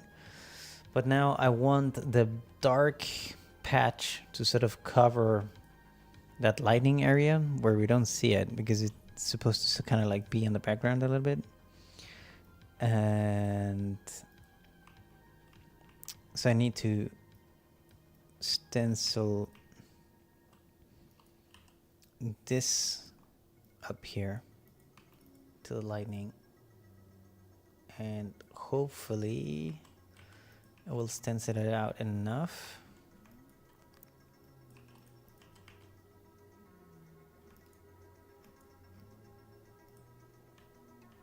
Which it did. Subtle, but it's there. And also I could boost it up just a tiny bit if I put in a grade, put it to alpha channel, and just maybe like gain by maybe 2, right? So we kind of like boost that noise, maybe even more, like 3. And yeah, let's see it again.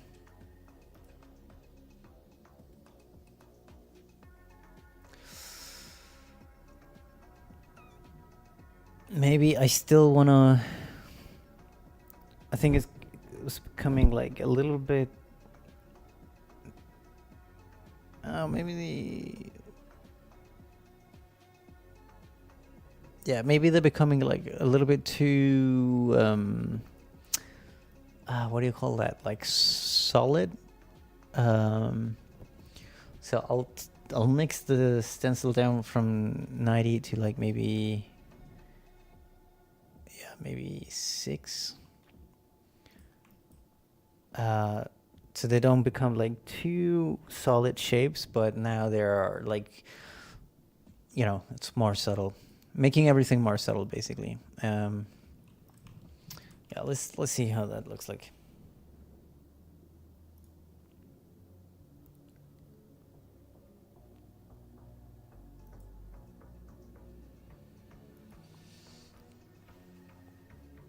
Man, it's already almost been 2 hours. It's crazy. It goes too fast. Like 2 hours is not enough. Stream this. Okay, I kinda liking how this feels actually. I might need to blur the shapes just a tiny bit. I think we see a little bit like too much detail maybe on the dark mist, foreground misty stuff. So I think I'll do a tiny blur here, maybe like 5 or something. 3. Right. Okay. That's pretty cool. Now I need this sort of like the big flash. And I'll do that sort of like a little bit off screen. So I have an exposure node here. Oh yeah, okay, so I used this exposure last time to take the whole sky down a little bit because the like everything was sort of like in the middle and it was kind of like hard to work with. So what I did was like to like underexpose a little bit, and that way I have a little bit more range to play with. This could bite me later on if this is a problem for usually there's always a rule working with VFX is that you never manipulate the real plate unless you have been instructed to, right? So the rule of thumb is you don't touch the original plate. We obviously doing that a lot here by converting night shots and stuff like that, and we do have a lot of creative freedom to work in the film here, so but we'll see. It could be a problem that could bite me later on, but I think it does help the shot out and it does help sell the effect a little bit better and all that stuff, so I think it'll be fine.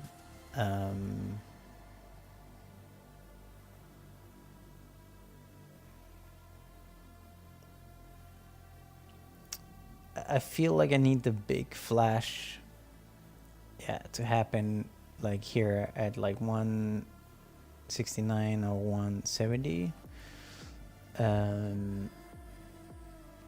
So I'll do another exposure node.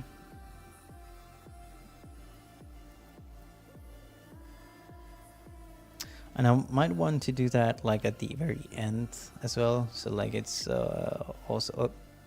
This is on top of everything. And I'll probably want to do like a little bit of like off cam. So it's like not directly on the sky, but like, you know, somewhere up here. And maybe down. We'll see how this looks. And so if I overexpose here, yeah, we get something like that, right? That's kind of like the big flash we're looking for. And it's gonna make the feather like massive. I also don't mind overexposing the environment.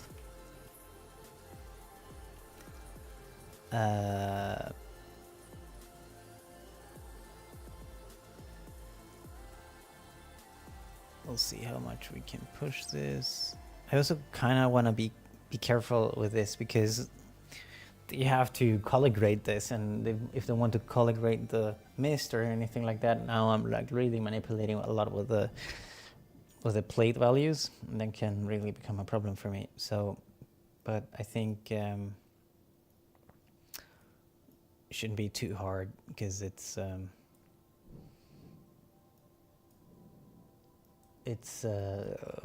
keeping it quite simple with the exposure node. quite localized as well, so it's no issue to completely eliminate it or tweak it or whatever. So yeah, big overexposure, and I think I wanted to sort of die out quite immediately, right? That's kind of like what happened in the reference. Let's take a look at it again. Where is it happening? Here. So 47, nothing. 48, big flash, flash gone. So it only lasts for one frame basically, but it does like scale down. So it's like flash, still same flash, scale down, scale down, scale down, and it stays for like 2 frames, and then it moves around. So 1, 2, 3, 4, 5, 6, something like this. So 3 frames scaling down, where we have the same here. So this, if this is our max, boom, max, and then we do 1, 2, 3, and we take it down back to 0, and then we could help the other the grade node, but I'm already sort of like moving all that mask stuff that we just did, so I don't think it's necessary. This one is sort of like just to control the sort of like the big one, and sort of like lighting up the whole environment as well. So let's take a look at it. Can you explain the exposure node? Yeah, for sure. So the exposure node, it's right. So in a way, it's the same as a grade node, technically, right? So if you have exposure and a grade, and we take, let's take it in here, and let's take our plate. So okay, I need some color nodes, otherwise it's gonna be hard to see here. I'm just gonna put the color on here. Right. So if you see what sort of like this shot or a grade node, it basically in a way is kind of like just gaining up, right? And when you gain up, it's you're gaining up the whites. It's a white manipulation value, right? You can kind of see that here on the box here on the side, and the exposure does the same thing, but it's taking each channel. So if we take like this to 2.1 here, and we do the same for, we take this to 2, you can see the sort of like, I mean, it's, of course the result is a bit different, but it does have a black point as well, like a grade node. But the exposure will work more as a I'm trying to see, sorry. I'm making a mess here, but it would technically do the same as the gain. You can see the way it exposes, and it takes the value range. It does the same as the exposure. So if I take it down here, you can sort of see that we get the sort of like the same range in the mist. So it's not like a huge difference between the two.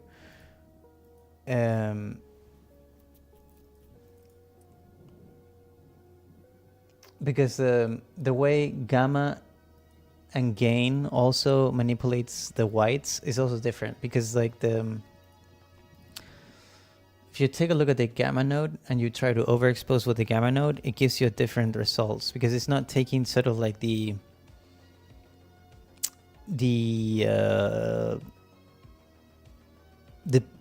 pixel information in the image in the same way as the gain, and that's what the exposure does as well. So like if I try to put the gain to 2, you see how the range looks like. And then if you try the gamma to 2, everything feels more washed out, and it's just the way the white value is being multiplied in the node. So there's a very technical explanation to it, where I could probably show you a better way, like mathematical. I know like that's there's a good way to like show how the difference between gain and gamma, how they manipulate the whites. I just can't remember how to set it up, but okay, I understand. It does look more like light than just the gray node. Yeah, exactly. So, and it's a little bit like the same as you would manipulate the f-stop. This would be like the same way gain manipulates the light, which is not the same as the gamma exposure here as well, right? So gamma, you can see it gives us the same thing.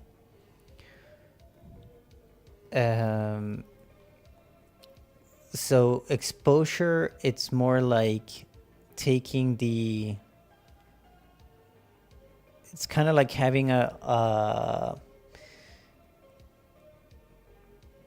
pixel density of the image in consideration, where gamma is a flat out curve on the wide manipulation, if that makes sense. I'm super bad at explaining it, but I hope it kind of like makes sense. I had a very good technical compositing teacher that he was very, very technical compositor, and he would sort of show and explain the sort of the difference between the two, and he did a really good job at that. I did a super shitty job at explaining the difference, but it's basically, and the way he showed it was showing like as like a curve, right? Like, oh man, like I don't know why I can't find any of these things. I don't know. I don't have like a curve. Here we have a curve, right? So, and basically you have like 0 value. Oh, and my face is in the way. I can't show you here. Maybe I can draw it. So, you know, when you have the, I don't even know what this is called, but basically you have like the zero value here. This is like a curve, like a curve graph, I guess it's called, right? And so the gain, I think the gamma does like a flat, like a flat manipulation to the white, and the gain has a little bit of a curve to it. So the gain will give you like a bigger range within whites usually, right? Which is also sort of like how exposure works, which is up here, right? And yeah, and then this would be sort of like more of a flat mathematical gamma manipulation. Yeah. Yeah, it's something along those lines for the technical terms, but yeah, I'm sorry that I'm not super good at explaining it. It's just inherent knowledge in my head. But basically, I could do the same effect with the exposure. But what's unique to the exposure as well is that you can also is separate the three values, which you can also do that with the gain, right? You can just press on the 4 here on the grain, and then you can again manipulate the 4 separately. So technically the gain and the grade does the same as the exposure node.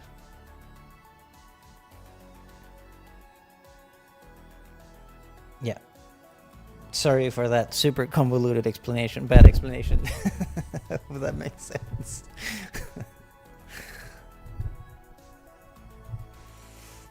Yeah, it's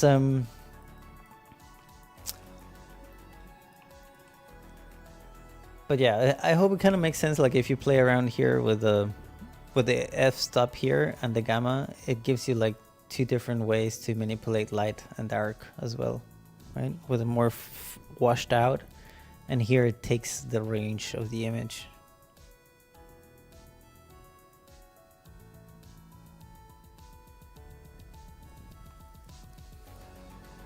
Yeah, that was the 5-second explanation.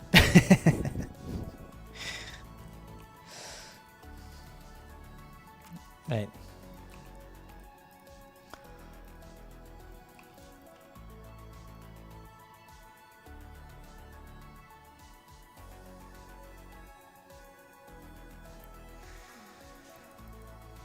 So I kind of...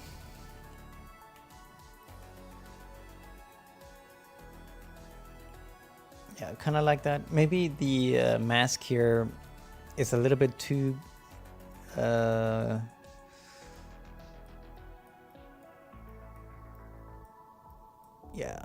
maybe I want it...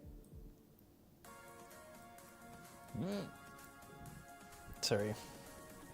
Maybe I want it more like this. And I'll drop in a huge blur here to just soften up that stuff.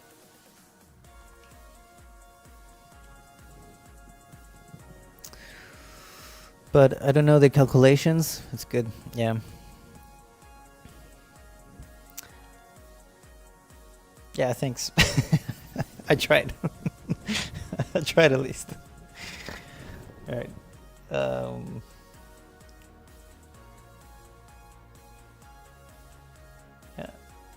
Yeah, I think it looks quite good.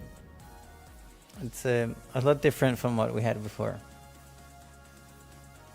And we do see a little bit of like that lightning stuff here on the side. I don't know if you can see it on the stream. But yeah, I think we are in a good spot now with this one. And this like rain stuff. Oh yeah, I have to do the lightning light manipulation stuff. I want to do that in the to the rain as well, so I have to do that. Maybe I still maybe feel like this one up here, it's gonna be like a little bit too much, like too visible. So I try to see if I can maybe just move it up a tiny bit more. I think it's this one. Just so we don't see like too much of it. So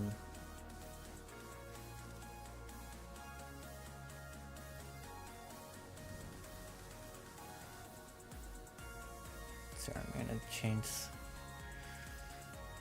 music here.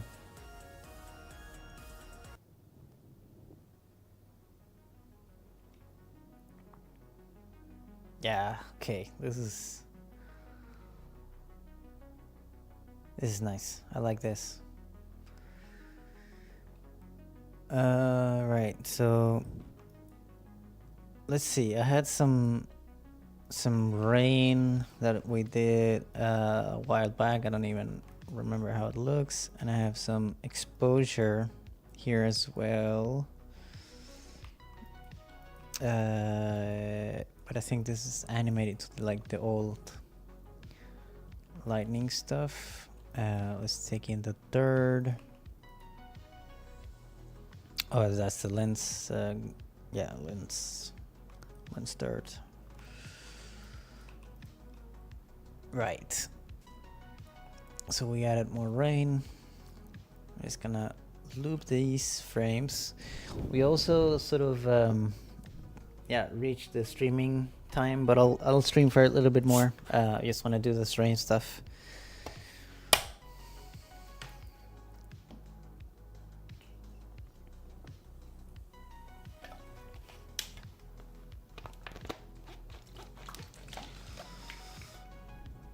But well, this is rendering, so it's a good opportunity to maybe just give you a little overview again what I was talking about at the beginning of the stream.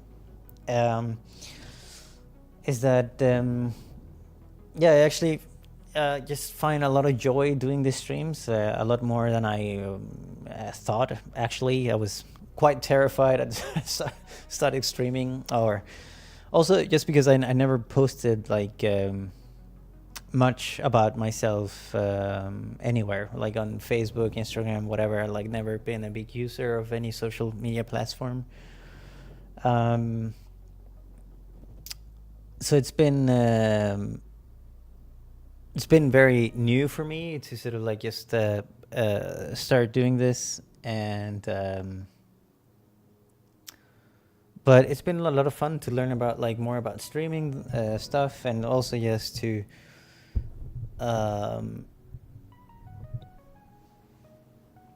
to get to talk about projects. I think a lot of the time I work with so many different projects that, you know, I work on so many pilots and a lot of things that never see the light of day as well, because it's either like a internal production, or which is still like super interesting projects that I can't talk about, and stuff like that. So just I guess I really appreciate the opportunity to work on something more indie and just like way more fun, because I feel like it's also making the work interactable to the public, which is cool.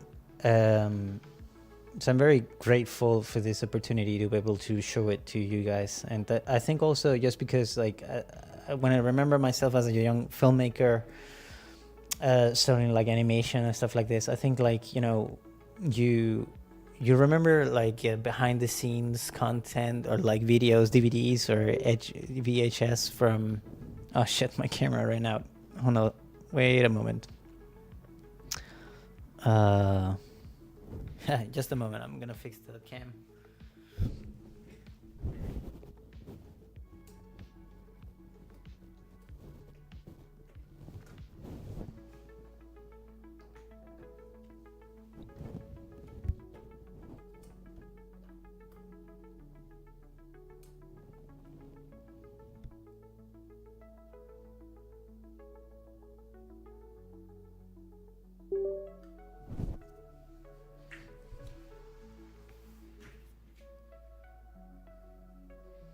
Okay, are we back? I don't think it's picked up on the camera yet. Okay. Yeah, cool. So, no, I was as I was saying, like the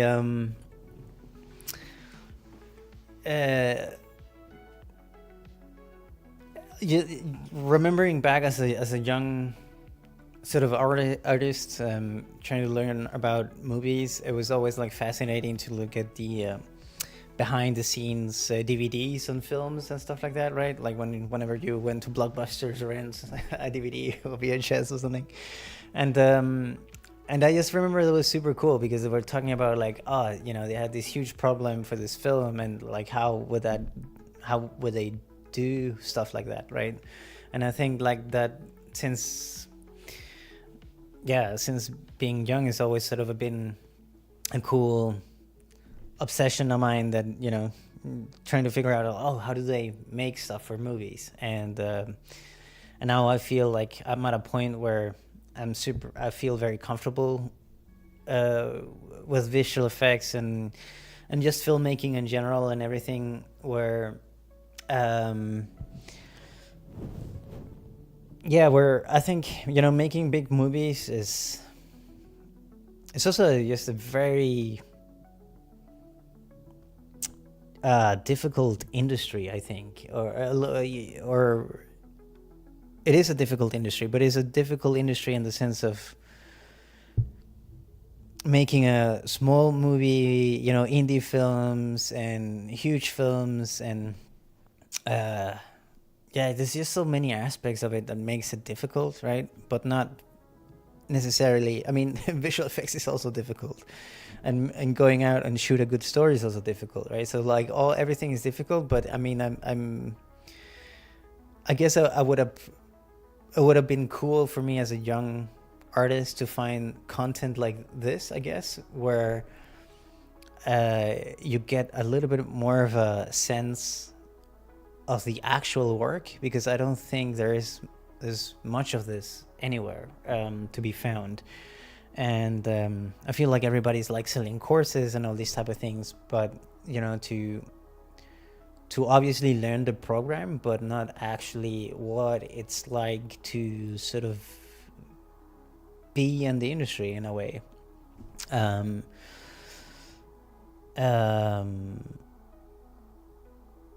Because I guess I also never really saw myself like having sort of a business at the time and stuff like that, right? So there's like a lot of that stuff that you also want to learn, and I think it's important as an artist to value yourself, learn how to navigate those waters as well, right? At least for me, it's been a huge learning curve, and it still is, right? Like, you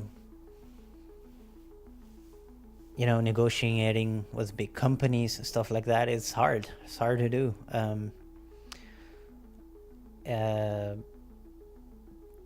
But that's why, like, I feel like these streams or these videos that hopefully will be seen by some young artist, I guess, for my younger self. Hopefully it's useful in some regard. So I think that's also why I think I'm giving this a shot. I don't need to make money off these streams or videos or anything like that. That's why I have my company, but I just think this is fun to share and fun to collaborate.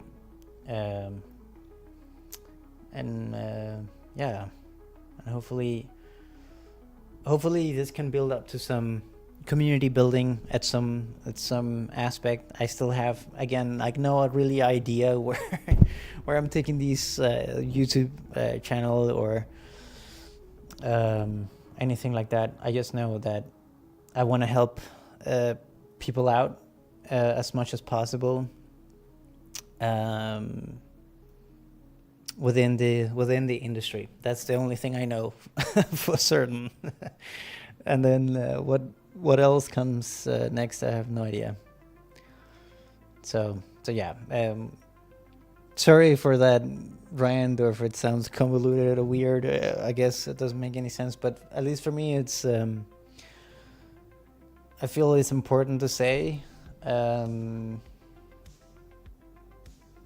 Also, I guess just for you to sort of what to expect out of these streams, because they are not tutorials, so it's not necessarily super friendly to watch as a beginner, but also not maybe super interesting for, you know, if you are a senior compositor or VFX artist looking at this. It might also not, you know, you might not get anything out of it as well. So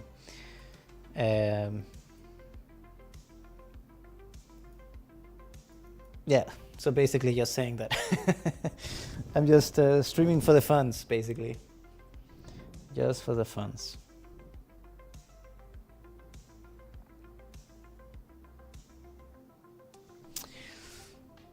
So I'm actually kind of liking the rain a lot more after we sort of like done all this stuff to the sky and things, and with the lens dirt, I think it looked quite nice. I'm not even sure I need to do much to the rain, but I think it will help with the exposure node to blow out the rain as well. and maybe also just blow some, like, overexpose the foreground rain the most, I think. So I'm just gonna take a look at the layer. Yeah, so I think, like, if we, I can take this and just pull it in here.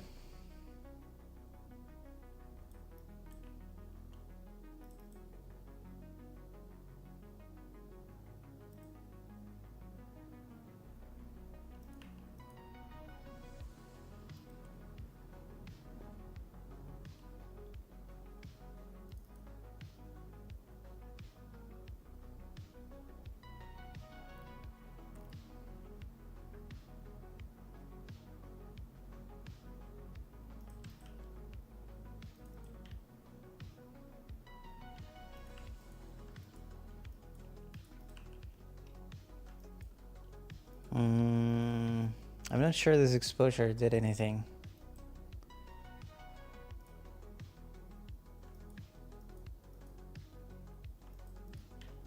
Oh yeah, okay, it did.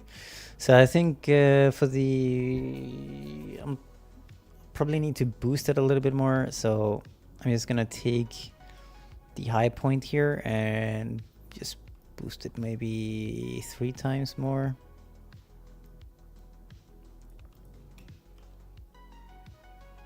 Okay, so let's see how this looks like.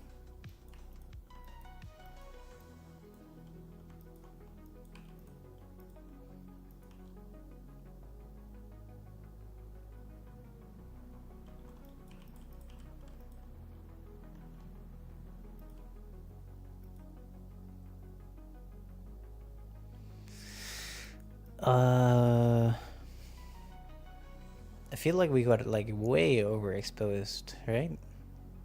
Oh no, okay, maybe it is right. Maybe it looks good when it moves. Let's see it again.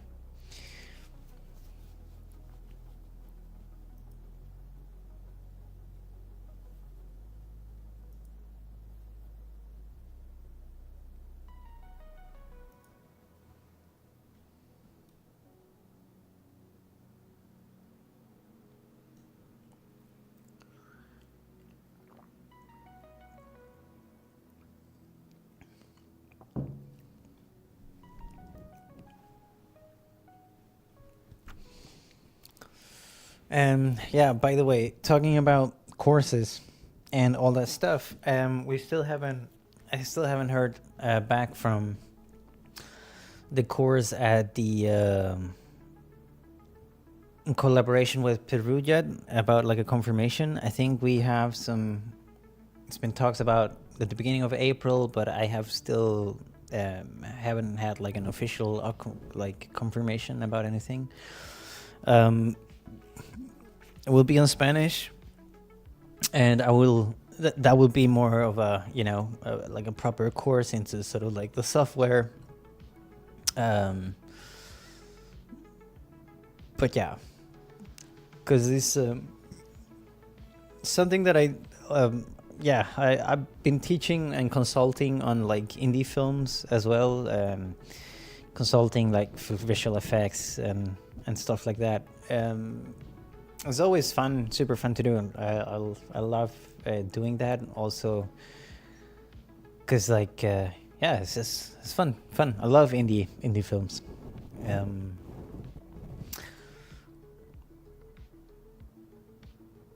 Unfortunately, I think a lot of those films also, like, has a hard time getting their exposure, right? Like, I don't even. Maybe I'm also super bad at archiving all the work and all this stuff that I've been involved in.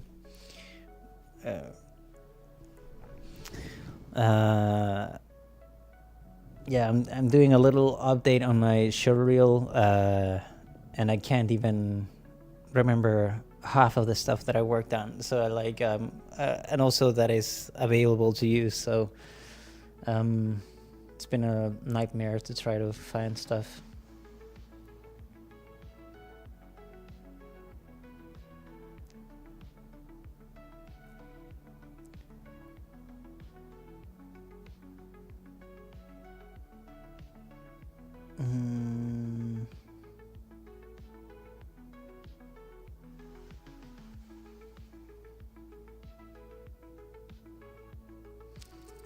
I think it feels like very nice. I kind of like the rain a lot as well, actually.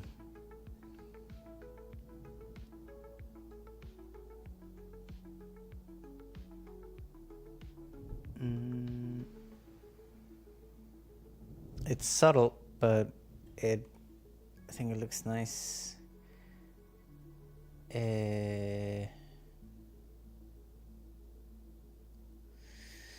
Yeah, I'm not sure about. So it is actually raining in the real plate, and I try to sort of like mimic the rain, and it's very hard to actually see the rain in the mist. So I might need to sort of like dial back the rain here.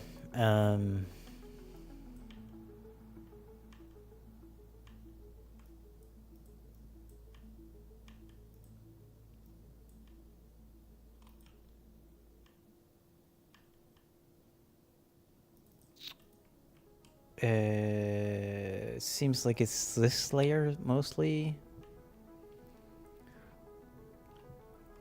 but we'll see. I think I'll keep it like this for now. I kind of like how this is turning out.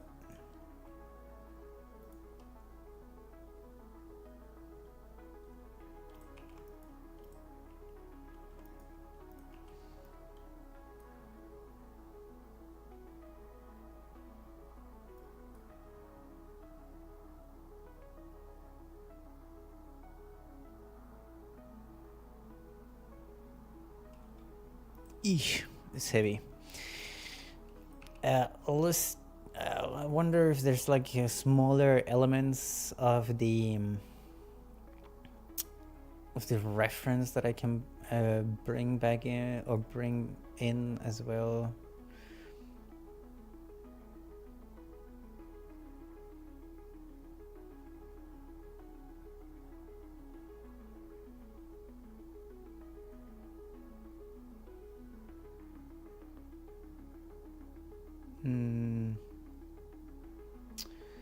Yeah, maybe there'll be like some coloring, maybe. I mean, right now it's kind of like very white, right? But I also want to kind of try to keep it as neutral as possible, I guess, for this one. Because they can like color grade it to be like super blue or something.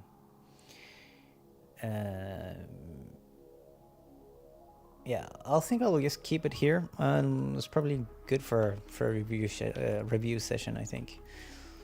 Yeah, so I'll render this out. I'll also just end the stream here, I think. It's a good time to end.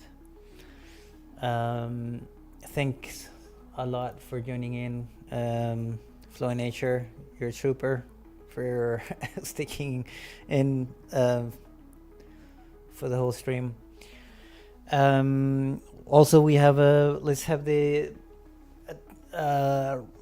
internal review tomorrow, and yeah, today I have some other meetings and stuff to look at as well. So it's actually quite nice. Something that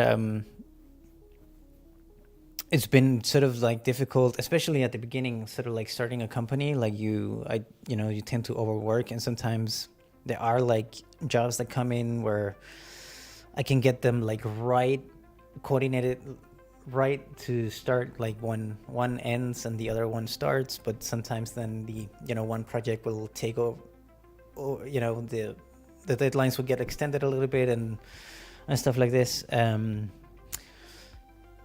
it's, what I'm trying to say is that my time management is sometimes really hard to get at a place where I feel my daily work hours are like humane in a way, or like not overworking too much. And I feel like right now with even though we have a lot to do right now with other projects, I feel like it's been at a very manageable place where I'm kind of like surprised by myself, and a good goal for myself as well, just to just trying to manage my time a lot better, so I don't end up working too late into the evenings. But obviously it always happens, and having multiple projects at the same time, it's also hard to manage time manage. But I'm kind of happy actually with the current status of things, and also as I said before in the beginning of the stream, like I actually, I don't know where to take the channel, but I thought it would be super fun to play some games as well at some point, and and have a look at those, and just have a super chill stream about that too. But I can't do that at the moment, just with the amount of projects on my plate. But I think maybe April and May, 2 of the projects should be done, and that would free up a lot of time for me, I think. So we'll see what we do in April, May. We'll see what ends up happening. There is still a commercial job cooking up at some point, that it's probably going to be a summer thing.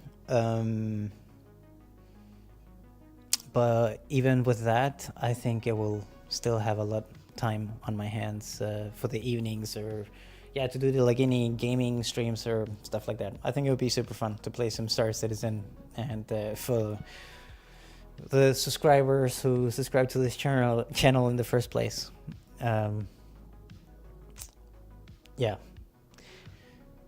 Please let me know what you think about the stream or the videos in the comments. Thanks for tuning in. I hope you have a wonderful day, evening, morning, whatever you are, and hopefully we all learned something. I learned that I can definitely do lightning and rain. So, and learning to become a better streamer as well. So done a little bit of the graphics and stuff. It's cool to try it out. But thank you so much for joining. Have a good one. All right. Thank you. Bye. Have a good one.